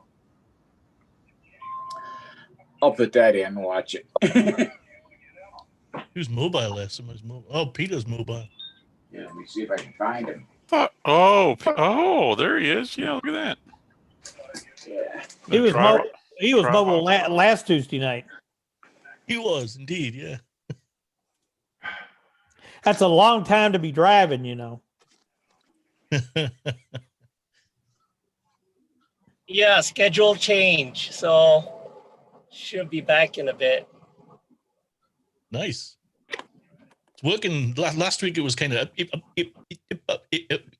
but it was really good this week. So yeah, awesome. Oh, I see that. Yeah, that looks pretty good. And there's the motor. Oh yeah. Oh, I could see where that would wear out pretty quick if it was nylon. Yeah. Yeah. Well, and GM nylon too. So. Yeah. Is that special kind of nylon? Yeah. Well, it's they design it to fail after.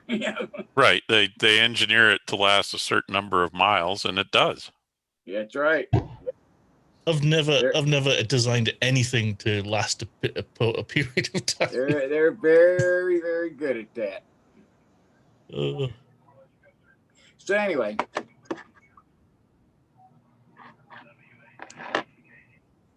DKD.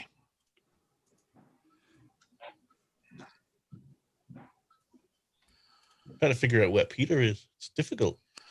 He's in his car. Yeah, okay. Looks like driver's side. It does, buddy. How am I doing so far? You're doing really good. Yep. Yeah, trying to figure out where I am. Oh, he doesn't know where he is. All right, well, we're getting. And it's nighttime too.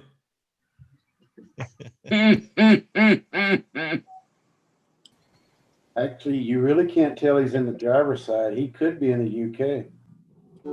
Well, you're right. Could be an SUV or a pickup truck. Might even be a minivan. Next year will be my 20th year in the US, and I still go to the wrong side of the car sometimes. Good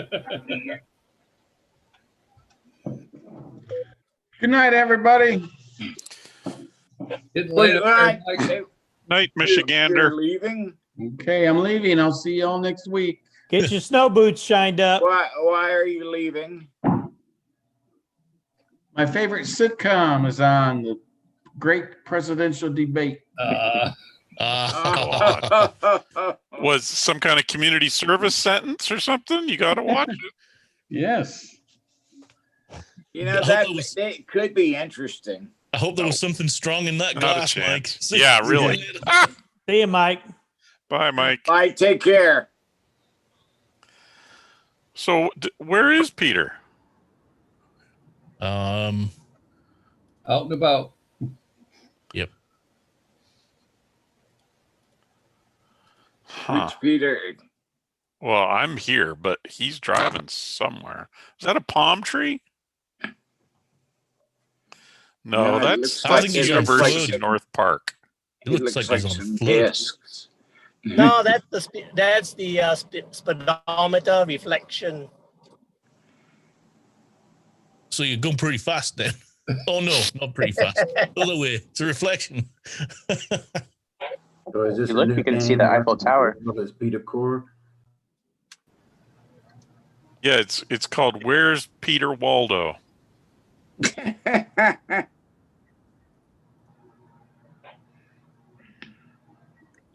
No, we need to find out where Zed is. You are Zed. Oh, where's Zed? Zed's dead, baby. I used to read the I'm trying to remember the name of the paper that it was that was newsletter. Collector and Emitter. The C&E, yeah. You know those are all online, right? Yeah. Yeah, every single one of them. Well, And we're republishing them now. You got an updated one called The Drain and Source. And Zed is missing in Vietnam. Oh. I read part of that to my wife today. I said, honey, you know me well enough to know part of this is funny. Hey, me and Mike's got matching hats. I just noticed that. Yeah, I just grabbed mine because I saw yours. hey, is Klein still around? Mine doesn't match yours, Gordon. Look at the Pretty close. on the side of the brim. I've got a red stripe. Oh, you got okay. It's on one side. All right. There. I got mine at Ham Holiday that year that I got a speeding ticket on the way there. That really What'd you tell him? I told him what I generally tell him. You know what? I've lived in this country for this amount of years, and I had no idea that it was against the law. It's perfectly it's perfectly legal in England, honest officer. and they do what? It only worked once, and it was I was behind someone. You know when someone's waiting to turn left at a cross junction, and then I was impatient, so I went around them. And there was a cop right behind me, and he pulled me over, and I said, "Oh, wow, it's completely legal in England." And he's like, "Really? Wow." He says, "No, it's against the law," but he let me off. It was good. It's not legal in England at all, but you've got to try. Shy kids getting nothing.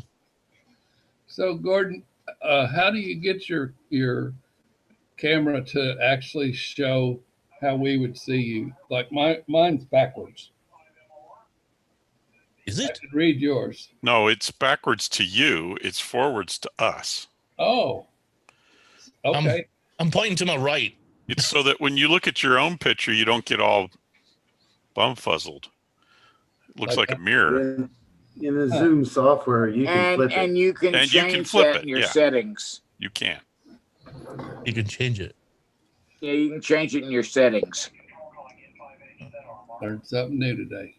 Video settings. Oh, yeah. Touch up my appearance. Wow, why don't I have that checked? I need that. Yeah, well, we were all wondering that. What does touch up my appearance? Obviously, I don't need it, so. It applies like a blur filter to give your skin a lovely complexion. That's yeah. Well, yeah. That's it. Oh, there you go. Hey, woo! You're pointing to the middle. Mirror my video. All right, cool. Interesting. Yep. Well, that scotch was very nice. Just have some more. Yeah. It's a school night, Right. And I don't think I've got any meetings first thing tomorrow. Yeah, you see, what a bad influence you are. Speaking of that, how is your wife? Ba-da-dum-bum. Oh, mine? Yeah. She's sick, actually. She's in bed. Oh, I'm sorry. Yeah, she's she's been in bed all day. She was off work. I just sort of keep going by the room and listening to see if I can hear breathing, and then if I can, it's fine. Okay. Well, that's not good. She's all right. Apart from that, tolerable. Wow. Remember, this is getting recorded for later on YouTube. Oh, she's got a hell of a sense of humor. Well, we know because she's married you, so. Oh wow! I was just gonna say that. Boy, you just walked right into that one, Gordon. You did. Yeah, absolutely you did. Sure Absolutely. did. Let's see here. Lee's mobile now. Since Gordon decided to do all that stuff.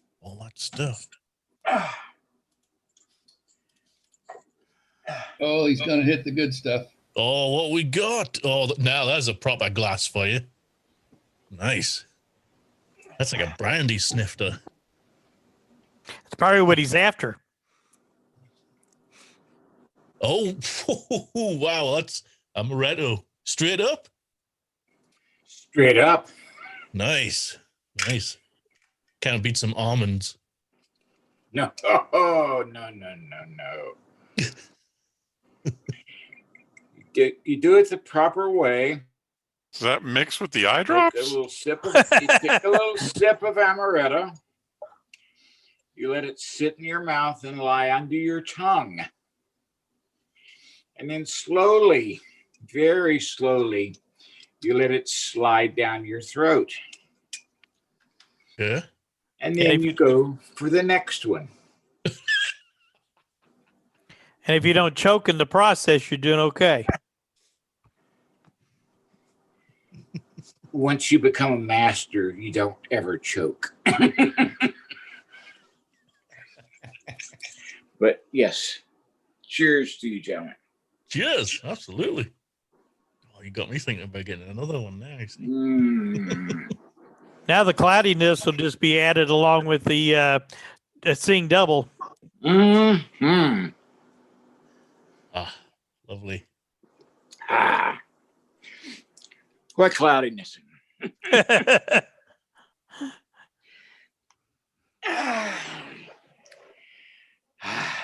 Very nice. I haven't had this much fun since the hogs ate baby Jimmy.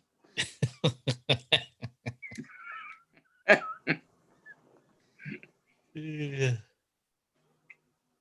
So what's been the amateur radio topic of subject tonight? Topic of discussion tonight.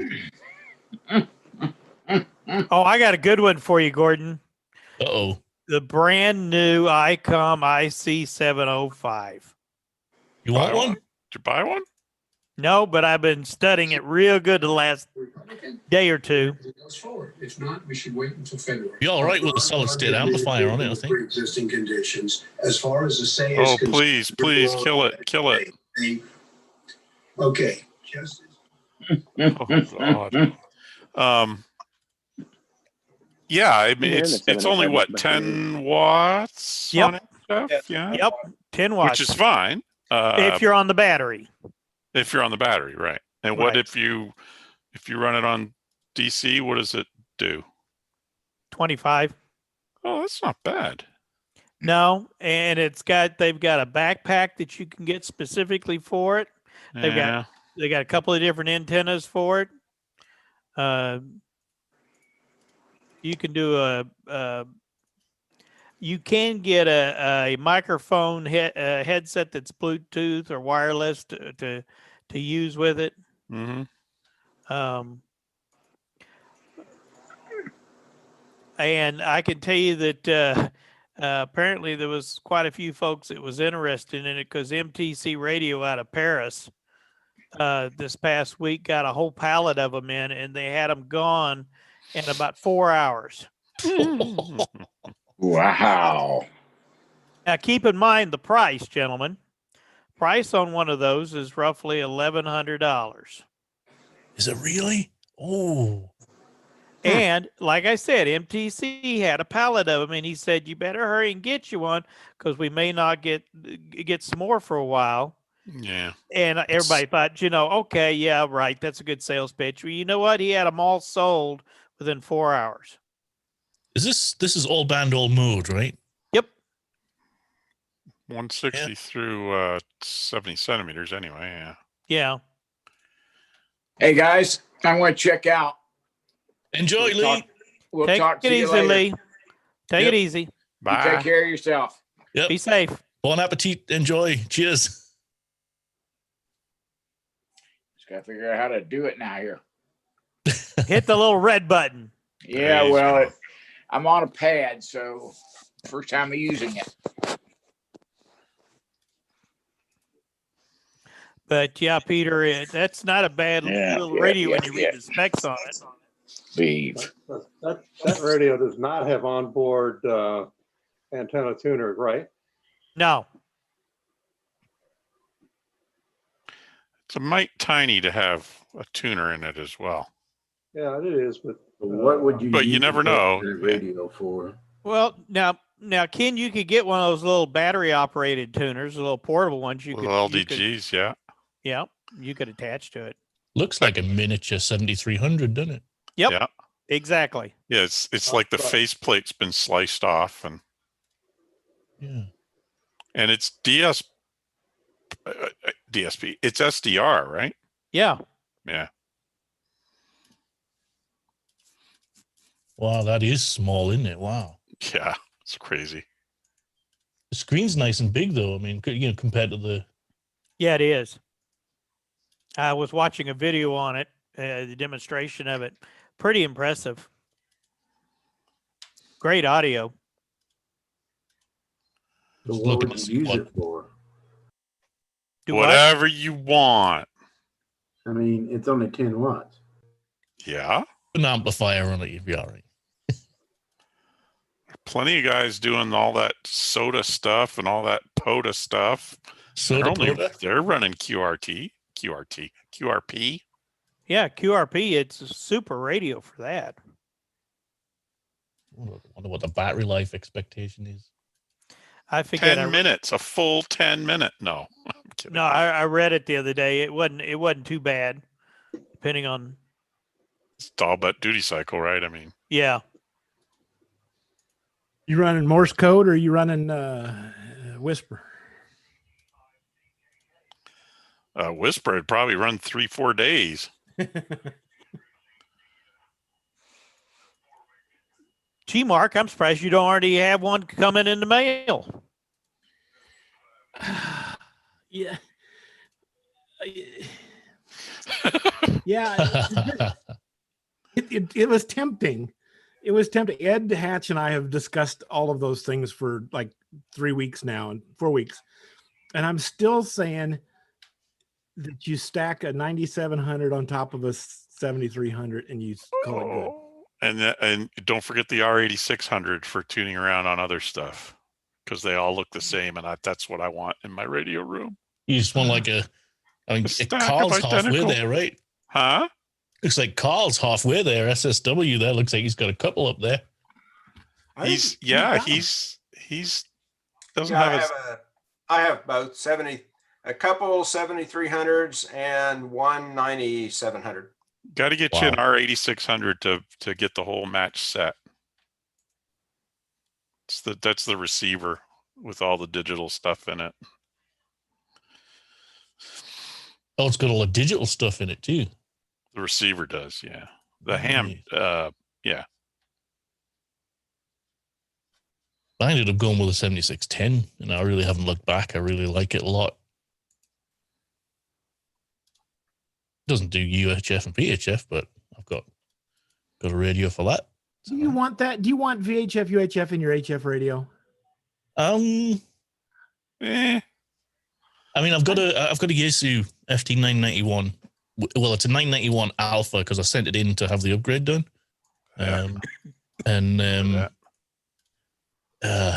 has everything in it, and that's like full 100 watts HF, 50 watts VHF and UHF. So I mean, I like it. It gets pretty warm, but I like it. It's all right. That's your winter radio, right? It is, yes. That and the amplifier, yeah. You got to have something to warm up your shack. Exactly. Yeah, the amplifier does a pretty good job. Yeah. Who wanted a 10-watt radio? Was that Gordon? No, not me. See, there's that 9700. Oh, yeah. That's 10 watts at 1.2 gig, isn't it? On the 1.2, yeah. That's quite a bit of punch at 1.2 gig. Yeah. I've got the much older 910H, and it's the same power ratings on all the bands. 1.2 is only 10 watts. Once you get up to frequencies like that, you can easily make antennas because they're just not very big. So you can just like make them out of copper tape on a piece of glass or whatever. You know what I mean? Just have some fun. Somewhere I've got a pair of printed circuit boards for $12.96, and I've just never done anything with them. Be easy to make even like things like stacked PCB Yagis and things like that. It's my plan if I ever get 4-inch stacked Yagis. Yeah, well, yeah. Awesome. They're not really 4 inches. I don't know where they are though.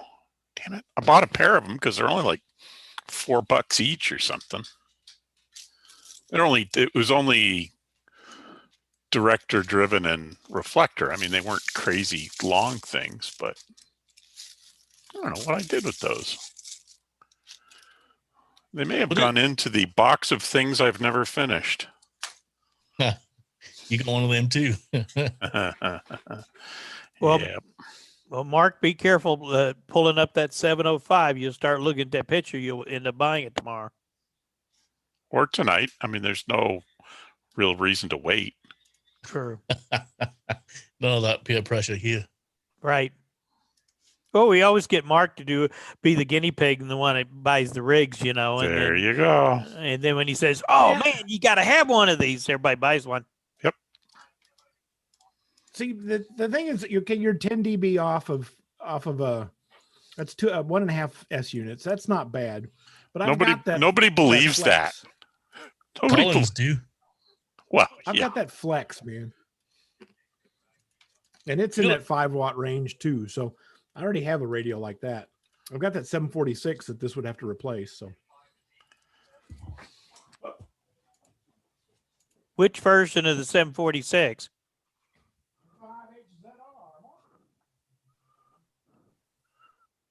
I assume the Pro. There aren't a whole lot of the non-pros around.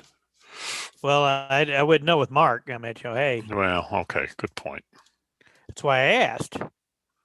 He didn't answer me, so that's. I think he's on the radio. It sounded like. Oh. Yeah, I had to run and go get on the radio. What? I'm sorry. What? Your 746. Which version? 746 Pro. No, I have a 745. Yeah. See, okay. see, he's got the plain vanilla wrapper. No, 745 is a totally different radio. It's about 10, 15 years older than the 746. 745 was the follow-on to the 735, wasn't it? Yep. I paid less than that in 88. 400 and. Hey guys, somebody said hi.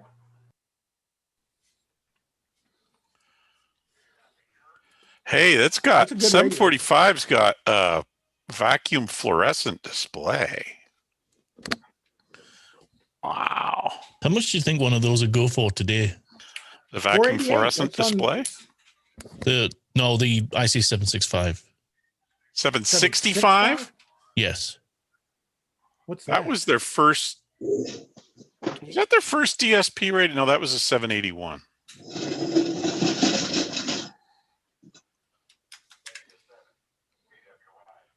Well, there's parts for it. Mark, we can't see what you're. Oh, there you go. Yeah. Yeah, there's lots of parts. I think I know where there is one. And they were asking me how much it would go for.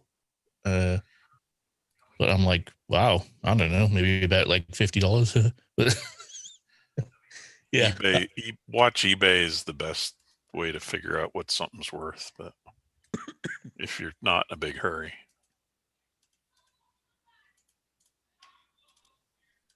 See, the pricing of HF radios is really strange. Like ham gear in general. Like, I mean, yes, it's either if it's a cult thing, it's expensive. No matter how good it is, it doesn't matter. It's a cult thing. So, yep, yeah, absolutely. Yeah, it's kind of mental. Yes, that's a good description. I mean, I've got a weird amplifier that I could either sell the amplifier or sell the tube that's in it, and I'd get the same for it because they don't make the tube anymore. What is it? It's a Heathkit SB230. Uses uses an 8873 conduction cooled tube. 6-pin? Man, I don't know. It still kicks butt though. 8873? I think it is, yeah. I bet you can get it in Russia. I don't know. That seems to be drying up these days. A lot of people are changing them to is it the GU7B or GI7B? Yeah, but it doesn't have as much kick to it as the old one did. Yeah, that's I believe it's the original tube. It's an iMac tube that's in it. And it like I said, it really puts out the power. So it's a pretty good tube. So I could really just take the tube out and sell that on eBay for the same price as the amplifier. I I got it with the intention of kind of redoing the insides. But yeah, no, I'm just too lazy.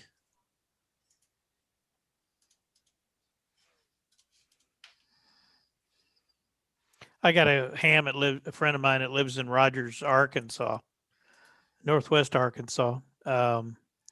He gets a lot of his tubes and stuff out of Russia because a lot of them are, like you said, they're hard to find, and that's where he picks his up.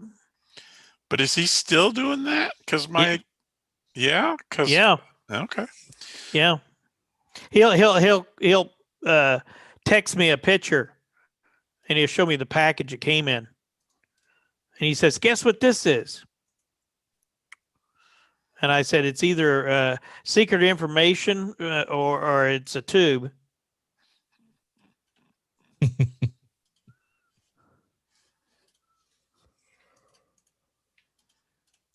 I don't know where who he gets them from, but he's got a connection over there where you can usually find a rare one. Svetlana used to advertising QST, but I bet that's been 10 years. Maybe they sold it to somebody else over there. I'd say if it's Rogers, Arkansas, it's probably some sort of under the table Walmart there. Back in a minute, guys. There you go, Svetlana 12AX7s. Adios. See you in a bit. Yeah, those are used, aren't they?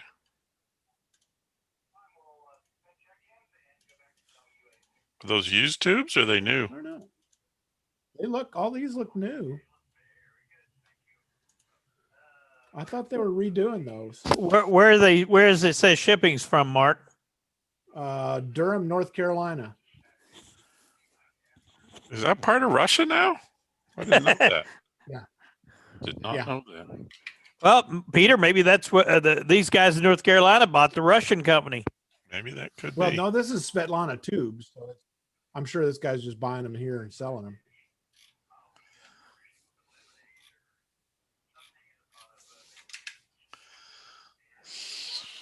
Svetlana.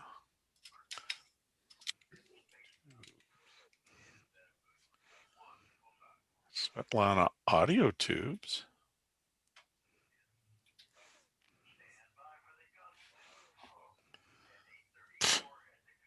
Well, Peter, type in There's a Russian radio tubes. Well, I already came to a site, rutubes.com, like as in RU Russia.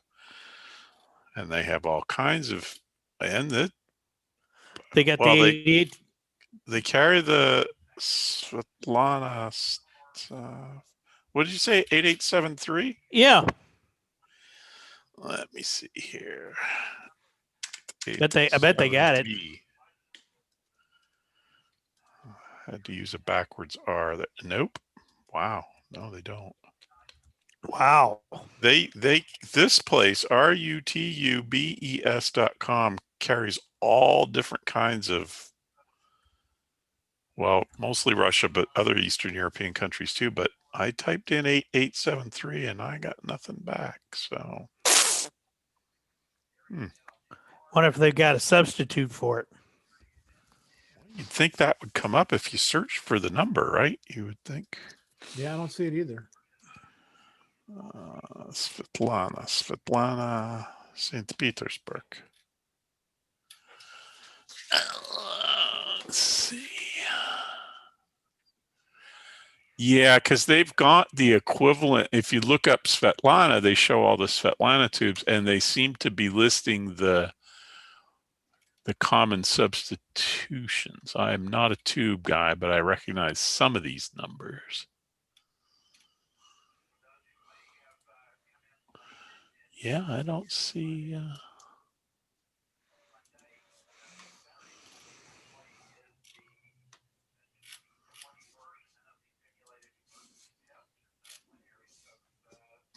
Yeah, I'm not seeing 8873s at all. Everything.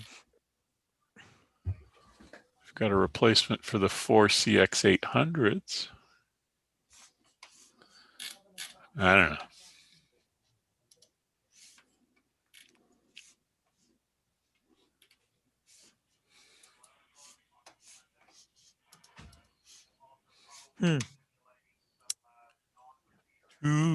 Tubes-store.com also carries Svetlana 8873.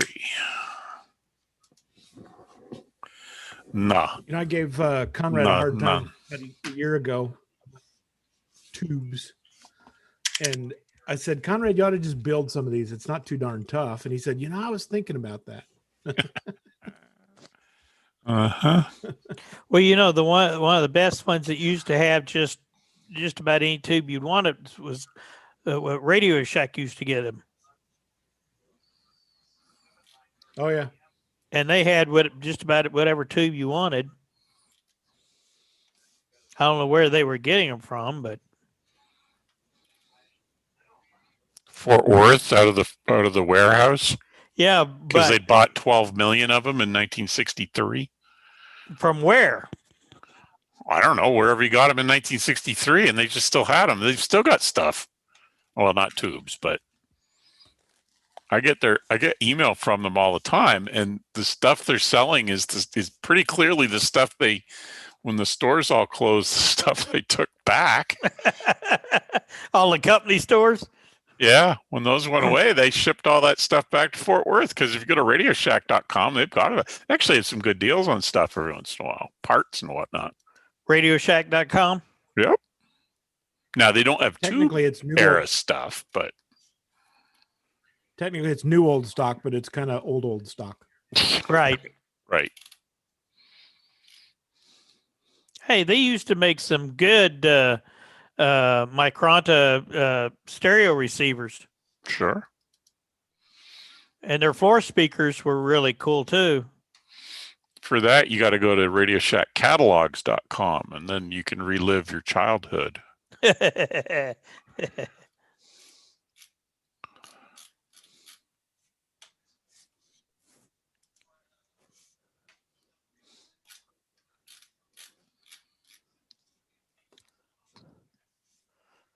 You know, the best pair of speakers Radio Shack ever sold was the little metal set that they made and sold that weighed about 10 pounds each. The whole casing, the front, everything was metal. Bookshelf speakers? Yes. The set that they had of those had the best audio in it you ever heard. They'd last you a lifetime.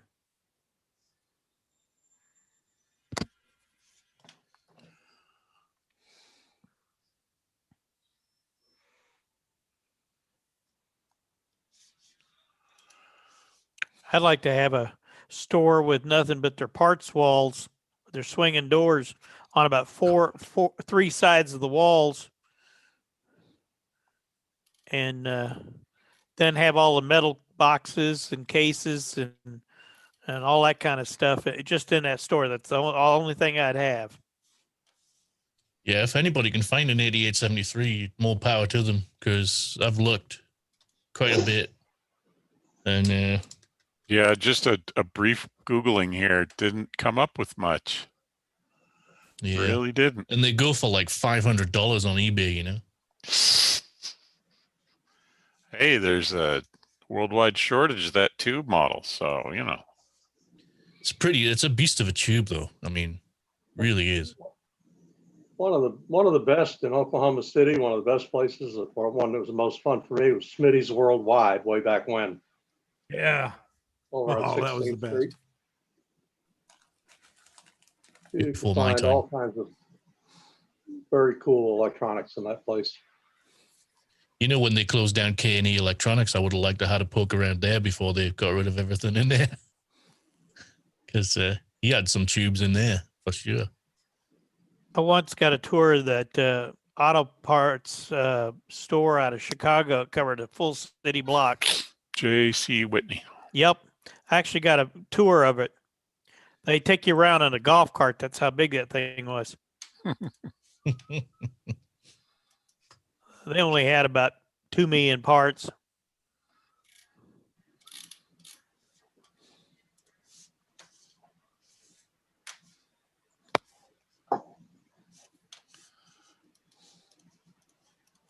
I still buy from JC Whitney. Is that where you got your chrome exhaust tips for your truck? No, those were actually on the truck when I got the truck. But curb feelers? How about curb feelers? yeah, I had that on my black Cadillac. Yeah, huh?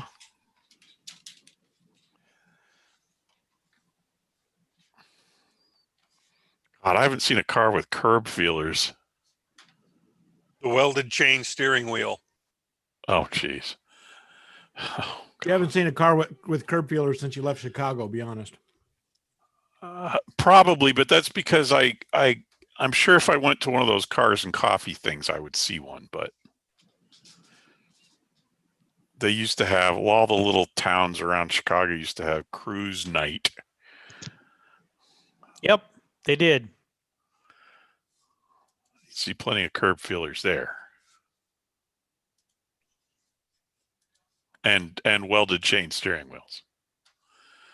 Like Wayne has. Little tiny ones. Genesee Street in Waukegan, where they filmed American Graffiti. Oh yeah. Yeah. They have a custom car guide up in more every week. Oh, 8874 needs to be put in a chimney, doesn't it? Yep. Can I share my screen again? I mean, it looks like I can. I don't want to be like. Yeah. I was gonna say you didn't leave, did you? Nope, you're good. No. This is my 230. Ooh, that's a the 230 that matched. God, what was the transceiver that matched? That had the same digital display on it. Wow. Damn it. I was saying it looks like a Collins. No, well. It looks 88. Wow, that's late. Holy cow. Yeah, I have one like that, but I think this is the kind of amplifier you kind of just connect to your transceiver either, unless you want to see smoke. I think it's a negative 128 volt key-in voltage. So you've got to use some sort of key-in interface. I've got one of those Ameritron ARB 704s. I use it for my regular amp too, just to put a little bit more isolation between the amplifier and the radio. But the capacitor and the power supply board is new. The power supply board was just looked like it was like carved out by somebody at some time. Oh yeah. Yeah, it sure does. Yep. There's a resistor in here, gets very hot for some reason. I'm not sure why. Yeah. So you can smell it when it's on, but you know.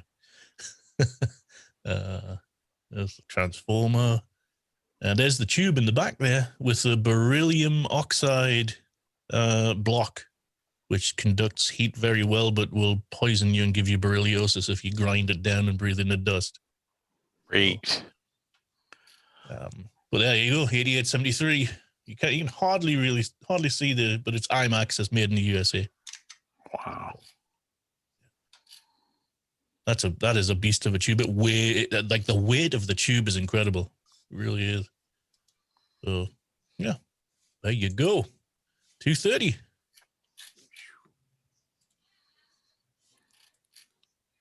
Oh, what's this?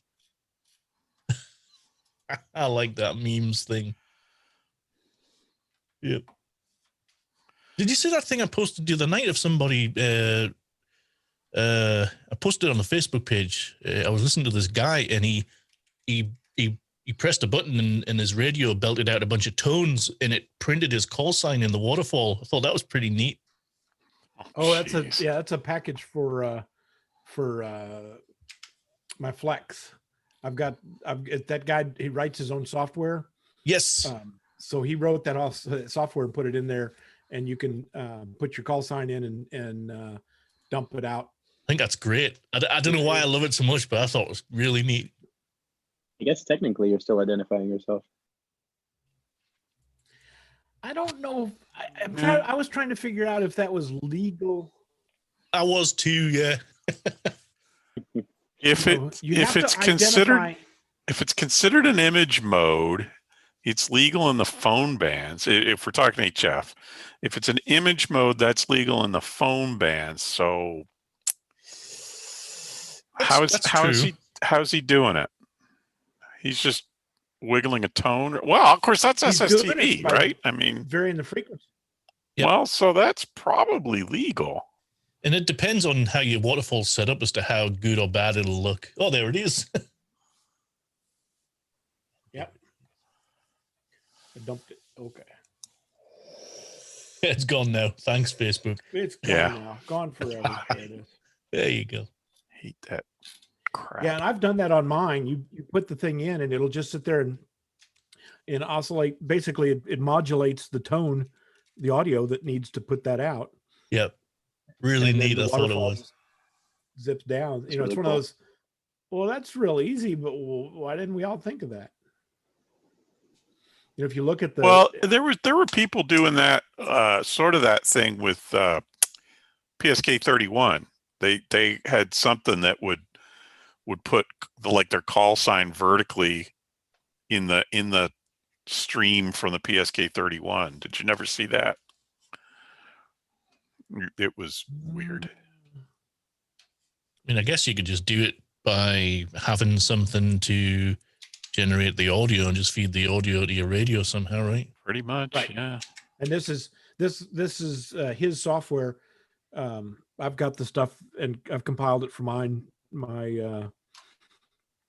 Flex. That's the Flex has discontinued that software, so he somehow got access to the source code with blessings, and he's got stuff where I can recompile it.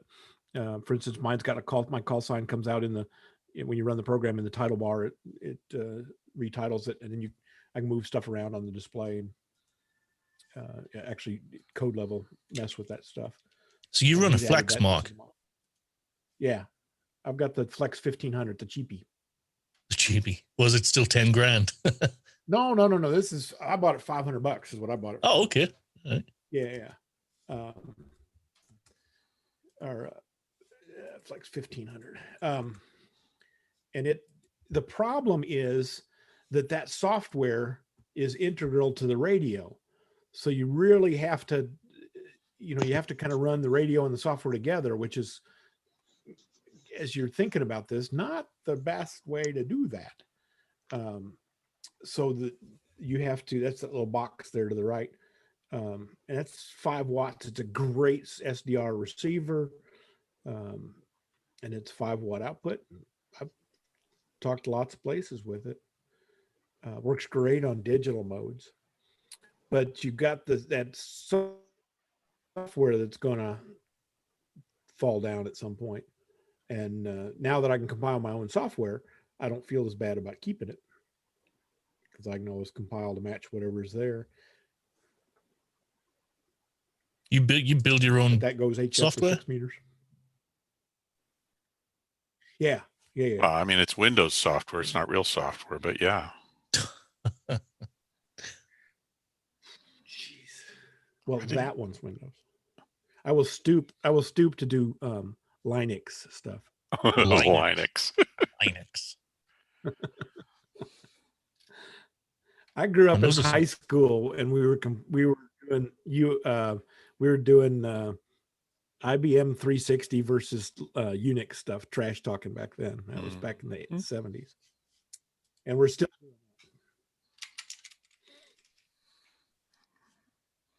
Yeah, I really like that little Flex. Your audio keeps cutting out, Mark. Yeah. Mine does? Yeah, it does. It keeps cutting out on you, Mark. It sounds like your internet's cycling. Huh. He's probably using Windows. It's just his Windows Audio's drivers. That's my Windows Audio's driver. It's looking at the Flex right now. What's Galen doing now with those headphones? Like he's changing the microphone element or something. Is that like a Heil headset? Yep. Yes, it is. You heard his name. He looked up. It's my fault. Looks like a pretty hefty set of headphones. Those are hefty. those are sevens. I like my little lightweight set that I'm wearing. I don't wear headphones. Like I don't. You guys talking about me? No, not at all. No, no. I don't know why my headset wasn't working with my new radio. I still don't know. Yeah, it was zero audio, just zero. Yep. Well, I don't know what the problem is. That's why you got to get a pair of these cheap, expensive ones here, you know. Yeah, well, that doesn't That's do me what much Galen's good got on right the there. field. Oh, well, we'll figure it out.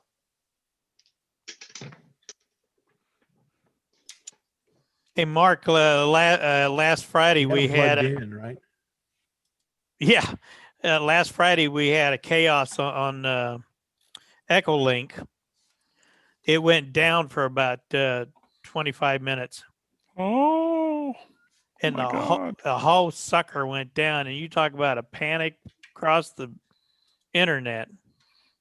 Panic. Wasn't it Panic at the Disco or something? Yeah. It came back up, and let me tell you what, I think everybody and their grandmother got back on.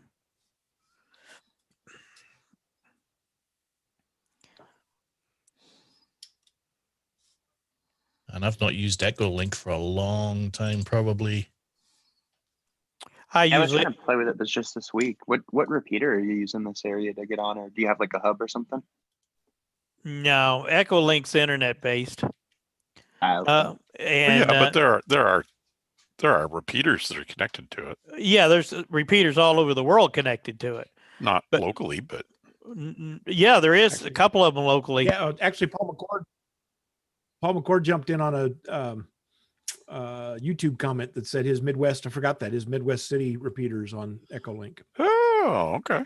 Yeah, but we have nets on there all over the country.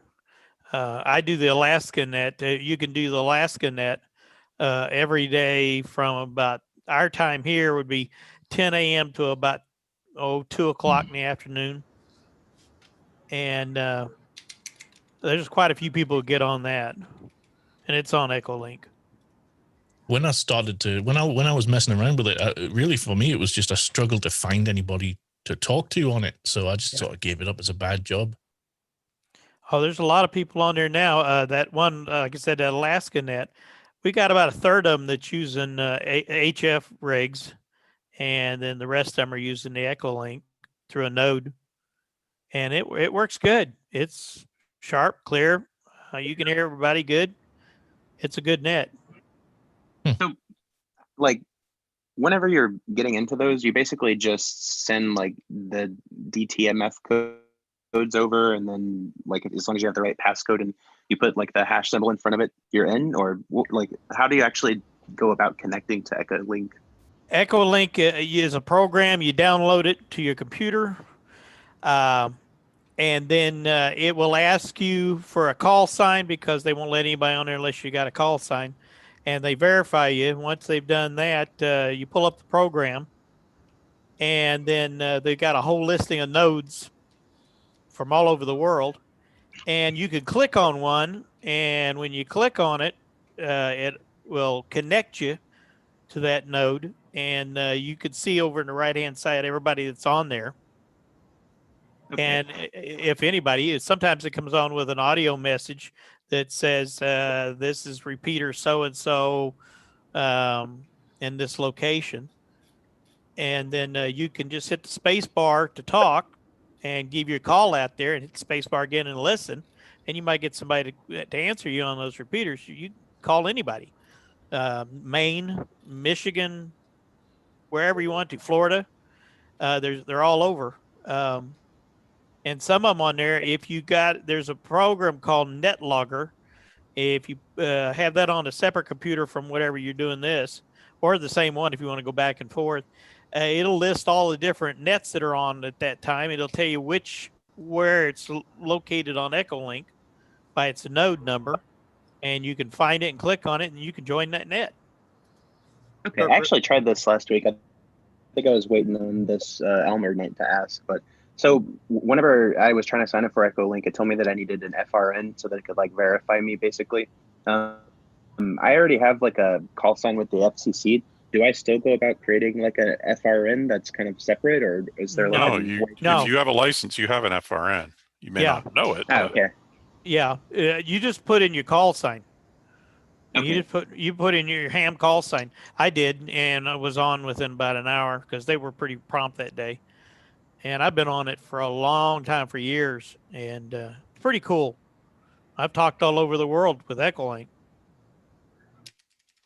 Okay. Yeah, that's something I've been trying to play around with. I think it was WX or let me see, W5DEL. They had a repeater with an Echolink on, and I couldn't really seem to figure out how to use it. That's mid-Dell. Yeah. That's that mid-Dell one. Yeah, it depends on the area. Most of them you just connect to the channel and poof, you're on. Yeah. And you just transmit, and you're transmitting locally, and you got to remember your rules of every 10 minutes and ID, and don't butt into somebody's conversations. But I've jumped into some folks in all over the country just listening along, and jump in like you do on a normal 2-meter repeater, and you get different options. A lot of guys are happy to hear you. A few are confused and they don't know where you're coming from. They can't figure out why you don't know where the north side of the river is. Sweet. I just reinstalled Echolink and I'm back on, I guess. Well, yeah. But I happened to get on one day. I guess it was about 3:00 here, and it was 7:00 in Alaska, right on Kodiak Island, right along the Baltic there. And I was listening on Echolink, and there was this one on Alaska. It was a net going on, so I was listening to it, and everybody was checking into their evening net, and so I checked in, and I gave my call, and all of a sudden dead quiet, and the net controller come back, and he says, "We have an N5 in here."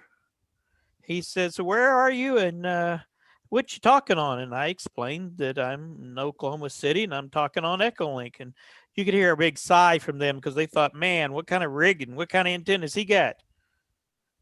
And so I confused. Isn't that what somebody said? Yeah, and so I've checked in periodically, and I know several of them up there, and they always glad to hear me check in. So it's kind of fun. Yeah, that would be me. What do you got? I'm like, it's a Baofeng UV5R. I know that's pretty impressive.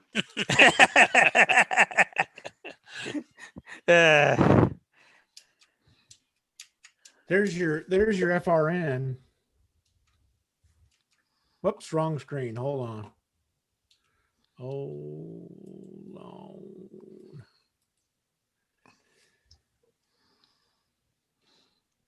There it is. Starts with 00. 0029. Where'd you go out to, Mark, to see that? ULS. Go to QRZ. FCC.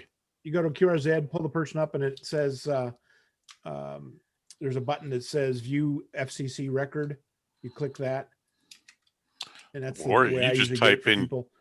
type in Google, type in your call sign and ULS, and it usually gets you right to the page. Yeah, that usually stuff is. Yeah,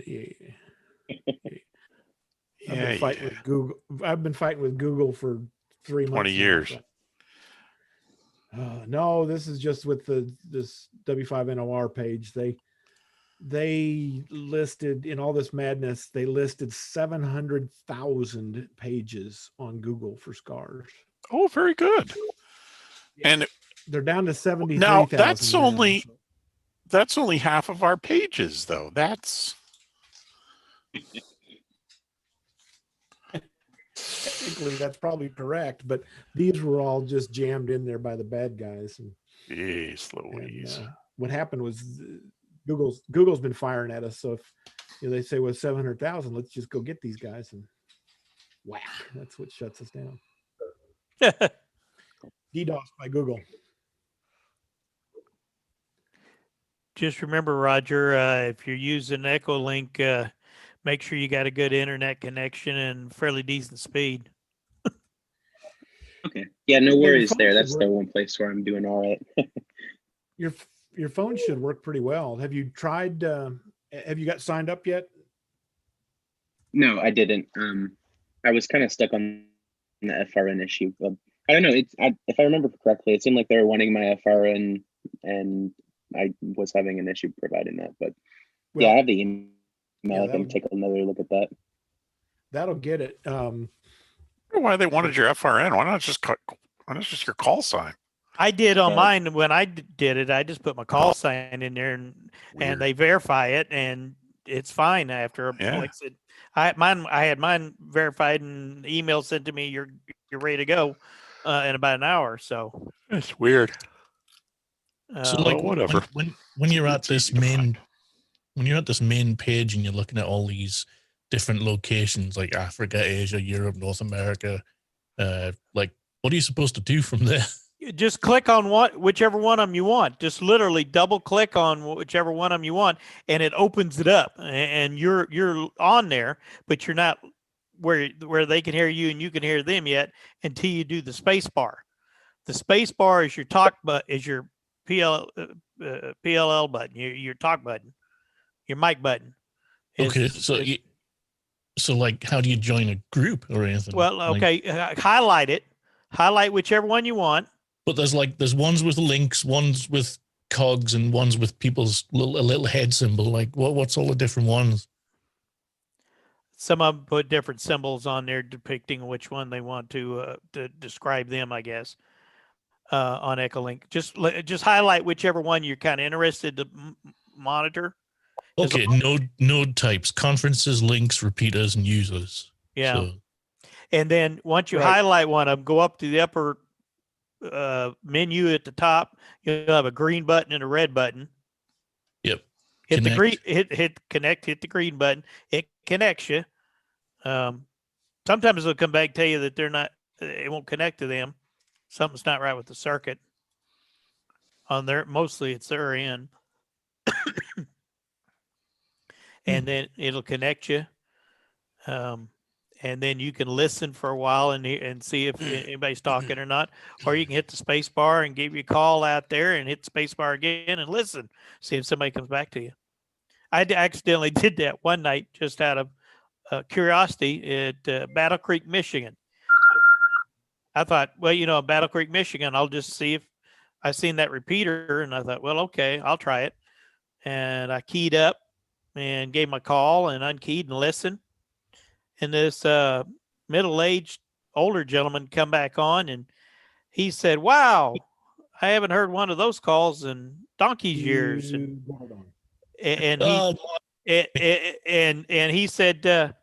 he said, "Where? What you using out there?" And I told him I was doing Echolink into his repeater. He said, "Well, I got to wondering." He said, "I'm in my pickup truck on my 2-meter rig." And he said, "I just came from church." And I said, it was a Wednesday night. And he said, "Yeah." He said, "This is an exciting call for me." He said, "I haven't had this much excitement since our service earlier." And he finally told me he was the pastor at that church. So you never know who you're going to get a hold of when you make a call out there. It's one of those repeaters. Yeah, that's well. I've been licensed for about a year. I got licensed early in 2020, and my equipment, I'm pretty much set up for VHF and UHF. I don't really have much outside of that. It's limited to 10 watts. So I've been trying to work satellites. I have like a Yagi antenna. I've been trying to get into that. But haven't actually successfully did anything along those lines yet. And I've also been trying to look into like Echolink and All-Star, see what I can get in those as well. Well, 85 GG and 5H0. Hey, I can hear you, but like I don't have my microphone connected to Echolink. Well, I meant, hey. I thought you're not on your phone. No. That's why I use the headset microphone you see I'm wearing right now for my Echolink. This is the laptop I use for it. Well, one day I was sitting there on Echolink and I spotted one that looked like it was 3 or 4 people on it there from Moscow in Russia. And I thought, well, heck, I'll listen for a minute. And I did. And they were all talking English. So I said, hey. So I got in there and gave my call. And one guy come back to me and real broken Russian, but he spoke in English, and he said, that sounds like a USA call. And I said, it is. It's middle of the USA. It's Oklahoma City, USA. And he goes, wow. He said, I got to write that one down. So I could tell you, I actually talked to Moscow.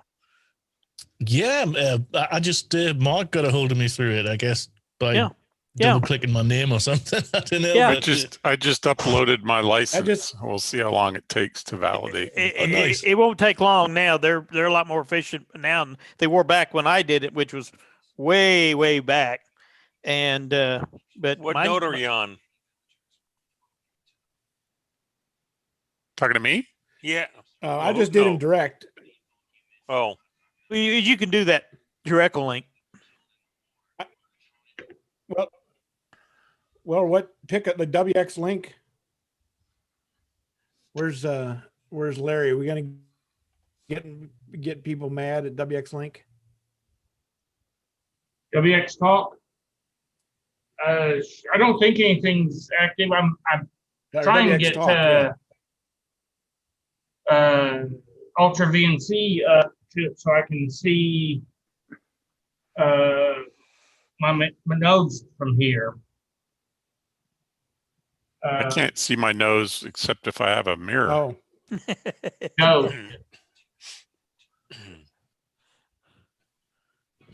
No. Node, I get you. Okay.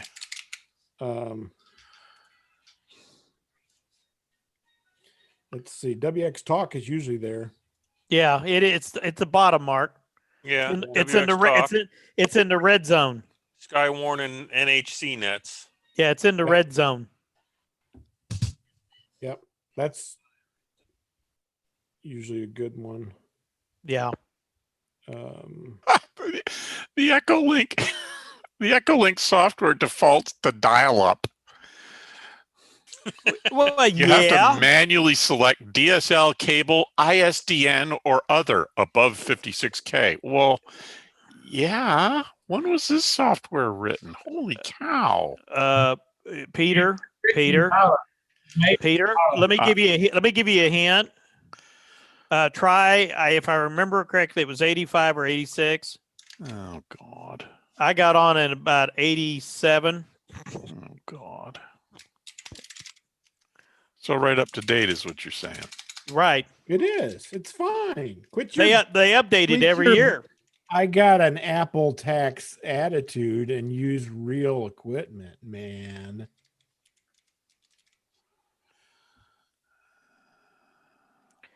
Why improve on what works? So they update it mildly for operational purposes. They just don't update the front end of it. There may still be some people on a modem. But you're going to have some people out there in I'm sure there are in rural America that's still on 1.5 or less. 28.8K. I wouldn't think too many of them are that low, but I'm sure there's a lot of them still out there in rural America that's on 1.5. So, Lee made it over to WX Talk. Yeah. WX Talk. Yeah, it's in the red. It's in the red zone. It's the red zone. Bottom of the very bottom. Pull it all the way down till you get down to what we call the red zone. It's all in red. Yeah. And then you go to WX Talk down there. You have to find it down there. It's not alphabetical. Yeah, in 2007, the software was updated. Wow. Okay. You betcha. That's comforting. Still works good. That's not the problem. And there's Gordon. Hey, but I don't have my microphone plugged into my, I don't have my validation, so it's not letting me in, which is fine. What do you mean it's not letting you in? I think when I started. I just got approved. They just said, "Told you." Your call sign up. Took Took 4 minutes. Oh man, that's slow now, Peter. Wow. You know they got somebody monitoring that 24/7. That's surprising, but good for them. They do. 10 of them. Oh, at least. They noted on I the think in the last good old days, they just looked you up on QRZ.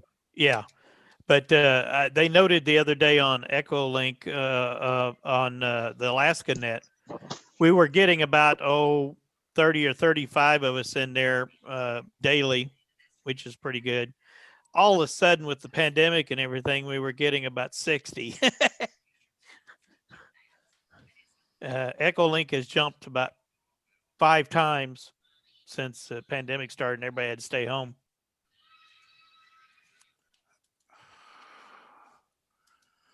It's interesting. It said pick a password if you don't have one, so I gave it, and then when I clicked the next thing, it said, "Oh, well, it's not your password." And it's like, well, but you.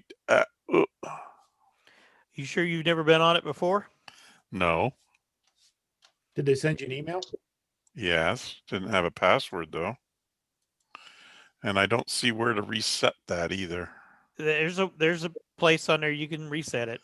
In the software or on the website? In the software itself, I think. When you pull up the program, there's a place up there under settings where you can go in and do your profile. And there's a place you can change your password at that point. File, profiles.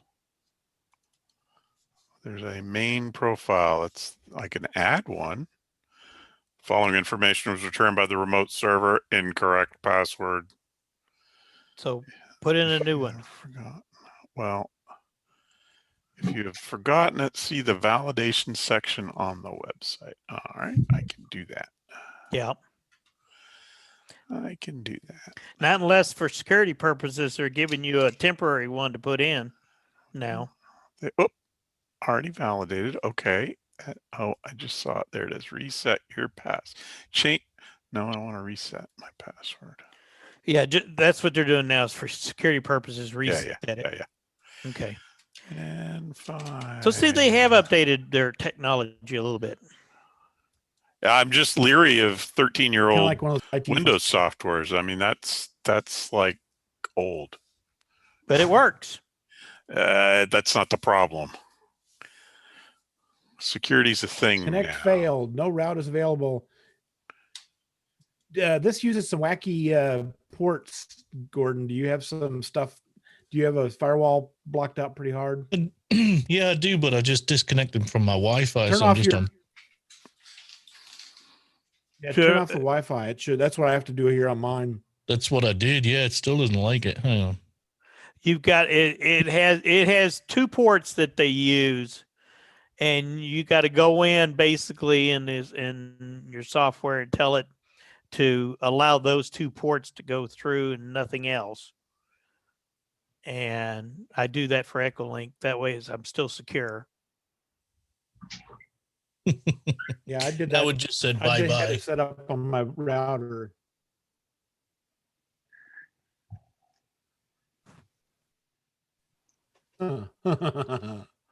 Cannot connect. Oh, there it is.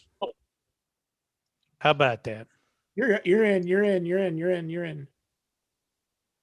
Oh, it's an iPhone. I'm sorry. You had to talk slower. Echolink would like to Hey, access the slow-mo. microphone. Echolink would like to access the microphone.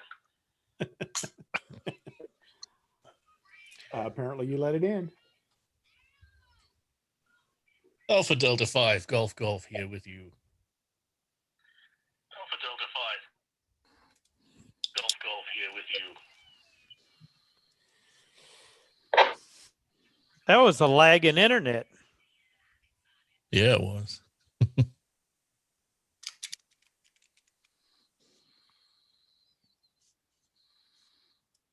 So what do people pile in here when it's storming then? Oh yeah. They do, huh? Oh yeah. I mean, I've got my laptop. Hurricane nets on this. Go ahead, Mark. Hurricane net is on this. It's also linked, I think, to Larry's sometimes. I don't know how often you turn that on, Larry. It's usually on. It's usually pretty busy too. Has been lately. There's I saw it earlier. You were in there earlier, Larry. The W5 I just OHG closed slash it R out. is in there. Talked up. I'll tell you one that you can have fun with, and that's NASA. Talk to the NASA guys. No. Yeah, I know where your spare is. The NASA guys? Yeah, if you go to there's a NASA link up down there in the red zone, and there's usually 7 or 8 of the guys on there from NASA, and you could talk with them. It's really cool. Spare is Sounded good. You come that in off blue of roll around card of your Ars mom's. X, I think is what it looked The like. very bottom shelf. There's a little brown box, and they're right in the left corner. Where's the roll around cart now, Lee? Didn't hear what you hit. Yeah, I should have muted. QSL sounds like it looked like you were coming in off Wires X. Is that off the Yuzu? All right, I found where to put the password in after a fashion. Okay.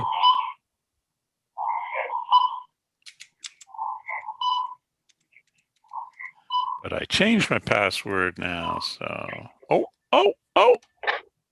Woo! It let me in. Cool. I guess. No accounting for taste. No, clearly not. Letting anybody in here these days. Obviously. Yeah, no. Brits, Canadians, holy cow. What Hey, when you were looking for long wave spots, isn't that what Scotland's for, to put those long wave antennas, and you put them up there? You know, when they were building the first 2 atomic piles to generate plutonium for the first British nuclear bomb, they said that Hanford had this. It was in the middle of nowhere. They had a special 30-mile long escape road and everything. And they said, we didn't think that it would be possible in this country, not even in Scotland. Thanks, guys. Okay, so what are you connected to? Star WX _ talk star. Oh, this is, I don't see those. It should be on All right. conferences. Conferences. Hold, please. Run all the way down. Use your cursor to pull it all the way down to the bottom. All the way down to the bottom. Oh, weather _ talk. That's it. WX _ talk. Yep. And then I do, what do I double click on it? No, just highlight it and then go to the top up there where you see the green and red buttons. I got on. I double clicked it. Yeah. You're double click will work. Yeah. You're in. But I don't think I have my audio connected. So, and I bet I can't do both. Well, maybe I can actually.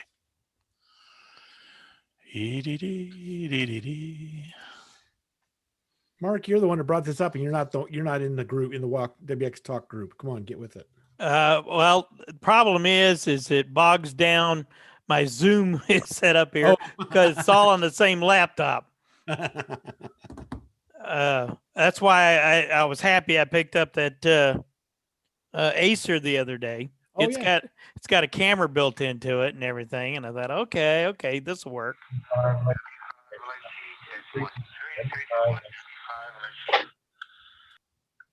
Who was that? Is that Larry? Yeah. And this is N5 UWY. This is N. No. Find my PTT here somewhere. Spacebar. Well, that's not there. Well, I think it's. I just use a space bar. Yeah, it comes on for a half a second and goes off, though. Yeah. Oh, I see. It's toggle. It toggles on, toggles off. N5 UWY. Anybody get any audio from him? No audio, dead carrier. Dead carrier. Adjust Can you your hear me? Can you hear me this way? Yeah. Yeah. Turn up your audio a little bit for the Echolink. Yeah, hang on. Yeah, well, it's the same mic, right? So that's a problem. Well, there's an audio setting in the Echolink. Oh, I see it. There's all kinds of settings. Wahoo. Yeah. Oh yeah, sharp knives everywhere.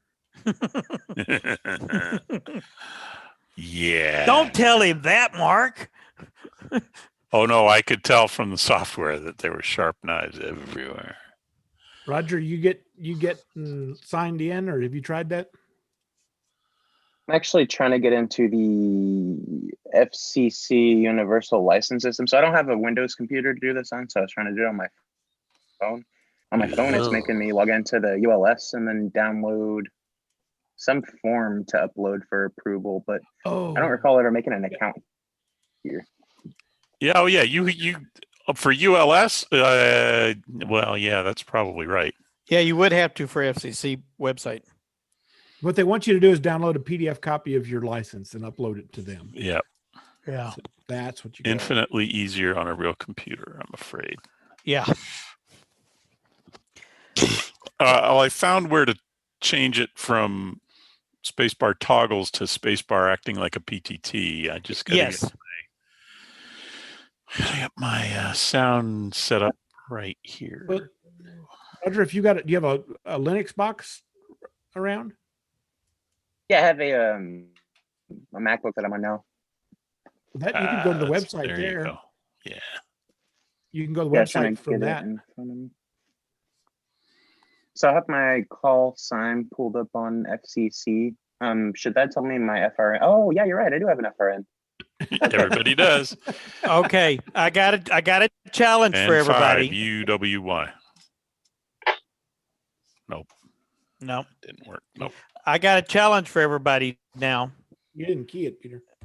Yeah, grumble. This time for next Tuesday night, you got between now and next Tuesday night, you got to make at least one contact out there on Echolink, and I want you to tell us how far away from your location you made that contact. Whoa. Well, I'm at the office now, and does that count that I'm 12 miles from home? Yeah, that's fine. From your office location, Mark, the farthest you can go out and make contact with Echolink. Ooh, that's got to be like India. N5 UWY. Nothing. Dead carrier again. A5 VUL. Well, that was loud.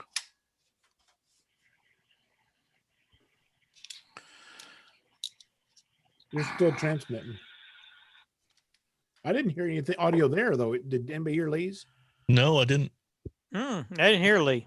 I heard Lee's earlier. That's my whole problem. 85 GG test.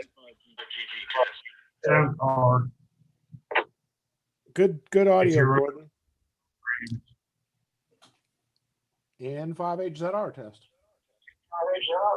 Yep, sounds good. Sounds good. And 5 UWY. N5 UWY. Nope. Nope. You still got something. Yep. I know. Lee's was coming through I'm earlier. working. I'm working. A5 VUL. Hey, there, it worked. Yeah.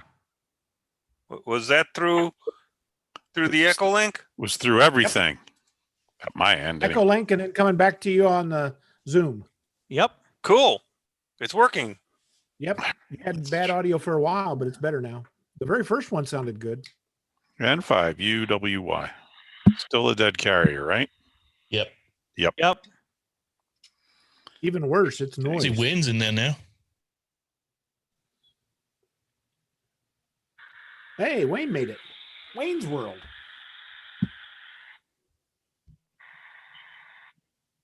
He's got no audio. It'll probably not share the audio device amongst more than one program, right? Correct. Mine is.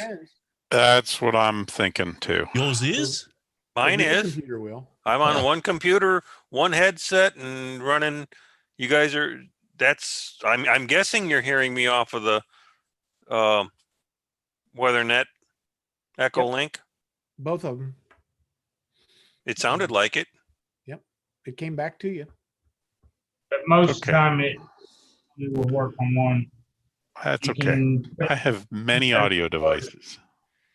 Well, that's why I don't run both of them at the same time. The Zoom and the Echolink is because I get a little bit of a lag in here on this particular laptop.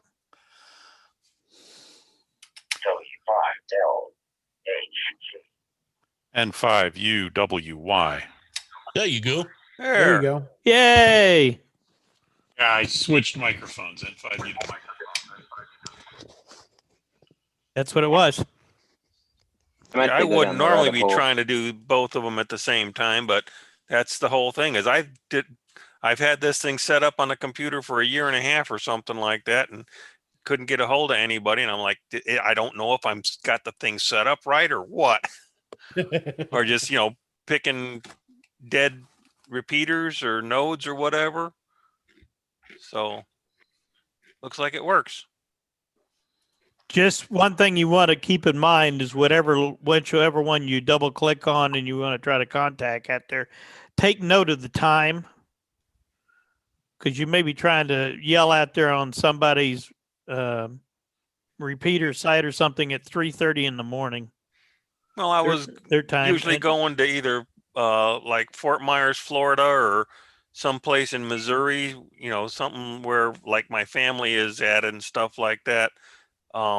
Always in the US. So, I mean, I was trying it at 9:30 in the morning and 6 o'clock at night, and never heard anybody else on any of this stuff. Huh.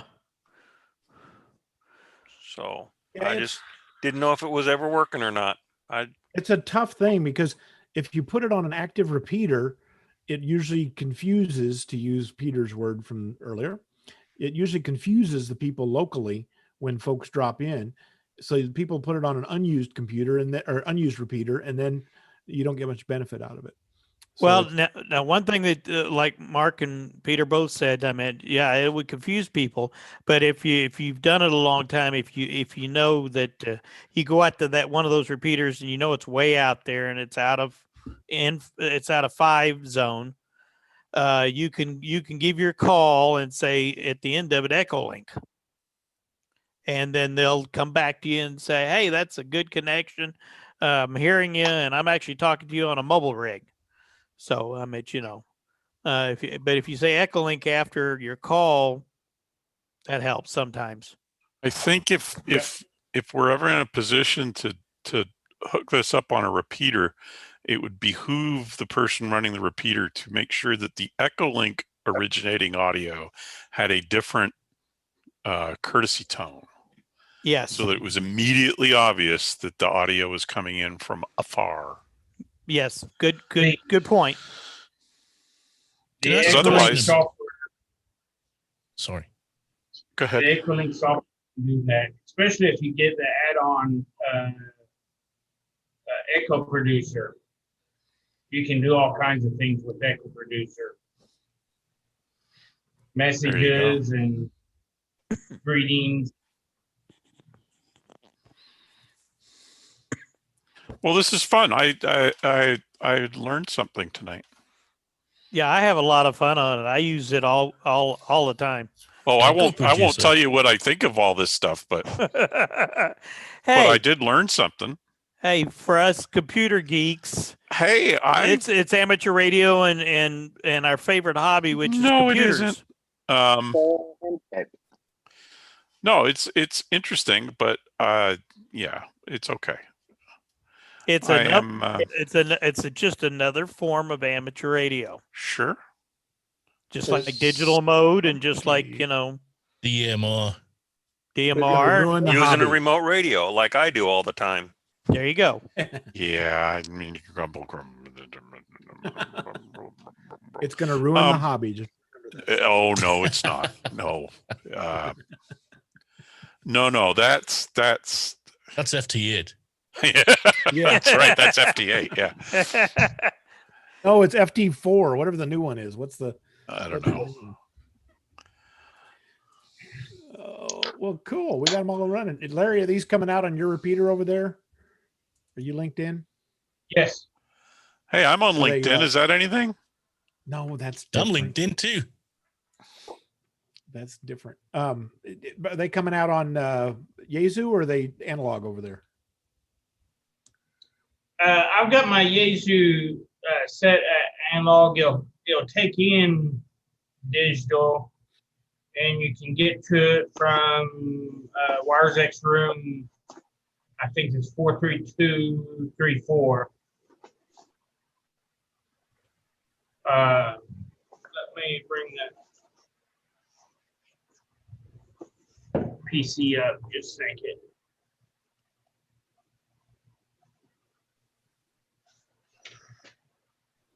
Yeah, that's the thing that doesn't quite exist. I don't, at least if it does, I don't know about it.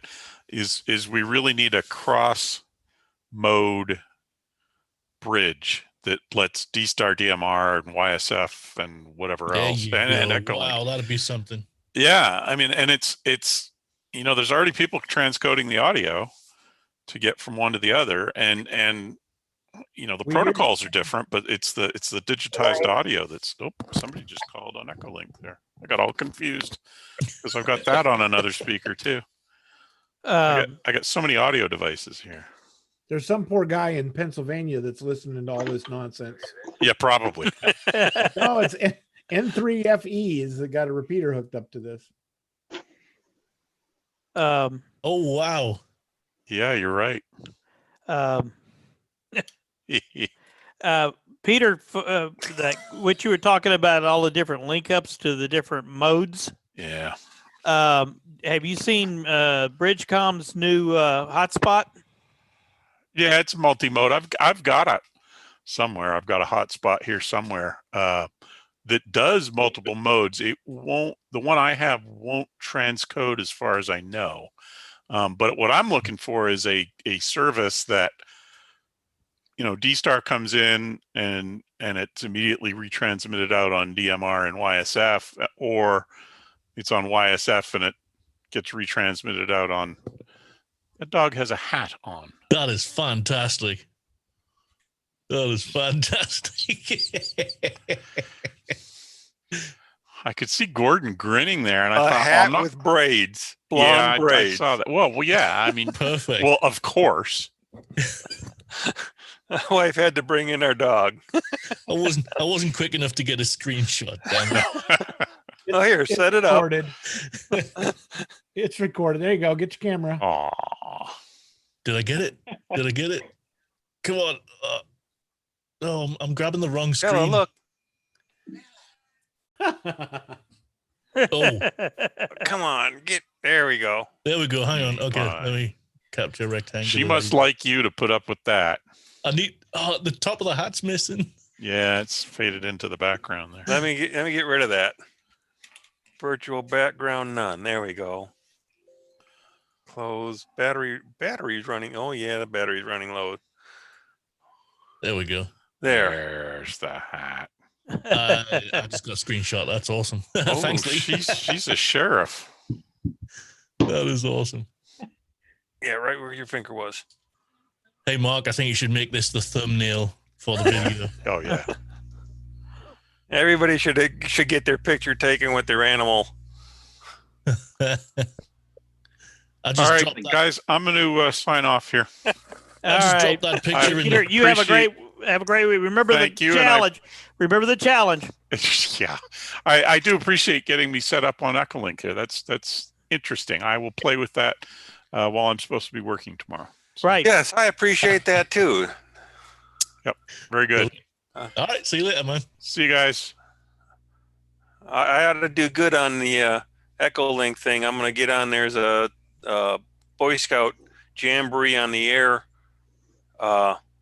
net that comes on Thursdays. So I can get on that and see, maybe get somebody over in England on that. There you go. Those dodgy English people. I lived there for a couple of years. So where did you live? Bedfordshire. Okay. Just down 60 miles north of London. Yep. Still kind of down south. I'm from up north, so. Well, I had to go where the Air Force sent me, so Yep. I didn't have much of a Sure. choice.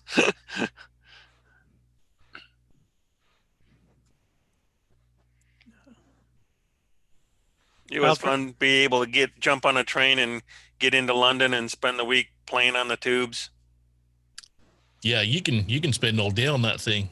Oh yeah, and every time you get off, you sit there and they got the buskers there singing songs and stuff like that. It's great. Yeah, man. Whereabouts in Bedfordshire were you? Place called RAF Chicksands. Chicksands. Oh, It yeah. was well, I lived in Clifton. The base was at Shefford. Shefford, yep. Right, just by Bedford. Oh yeah, I got you. Yep. Yeah, that definitely. Yeah. Okay. Yeah, you were all the way down there. Yeah, that'd be nice and easy just to get into London there. Oh yeah. It was like a 35-minute train ride.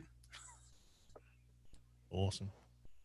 And then you just, did they have the Oyster card back there where you can just travel on anything with this one card? Yep. You bought we bought like a 3-day anything pass. It ran the buses and the tubes, and I don't know, I think you got something like 3 cab rides or some crap like that. But only thing we ever did was go on the tubes. Ran everywhere we wanted to go, and we'd do that a couple of times a year. Just go, we'd hear about something. We went to Harrods the first time, and then there was some big game store we went to. I have no idea what the hell it was, but and of course we went to the Tower of London and did some regular sightseeing stuff. But yeah, we'd heard about such and such store or whatever, and we just go down there and find it. Yeah. And like I say, we ended up at King's Cross Station, which is a main train station in London. And from, you go down from the train station to the tube station and just get on the tubes and find out where you wanted to go. And okay, I need to get on this line and go here, and then get off there and then change to this one and go over here. And heck, it was fun. Yeah. You just, like you say, you just get on at the train station, and then before you know where you are, you pop up somewhere in the middle of London, And when you got tired of walking going from place to place, you just went on, got yourself something to drink, got on the subway, and just kept riding it in circles, taking a rest.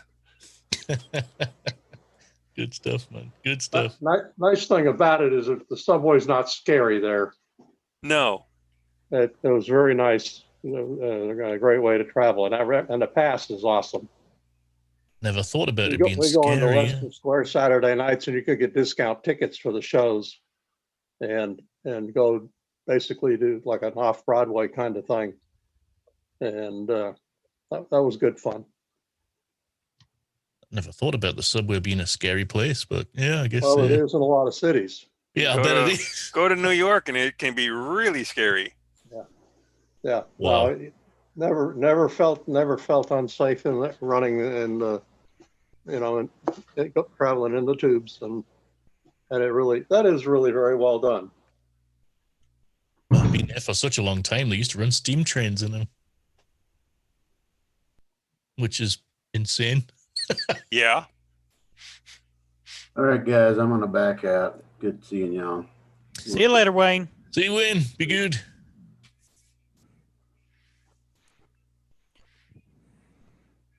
Yep, I'm gonna back out too. It's getting past my bedtime. See you guys. Yep. See ya. Cheers. Later. We lose Carl. What? He's been gone a while, so I don't know where he went. No, I'm still here. Okay. He's just away from the camera. All right, you guys. Well, you guys have a great week, and I'll catch up with you later. See you, Mark. See ya. Have a good Take one. Be care. safe. The Echolink thing is fun. I've got a node number, and I've just got to find out my password, and there you go. Remember, got me motivated to get it okay. going. Thanks. The contest is see how far distance the farthest you can go. It'll be cool. All right. Bye. Night. All right. Good night, everybody. See you, Lee. See you, Lee. Carl, are you into gonna be able to get that controller by? Yeah, I figured I'd do that tomorrow. I was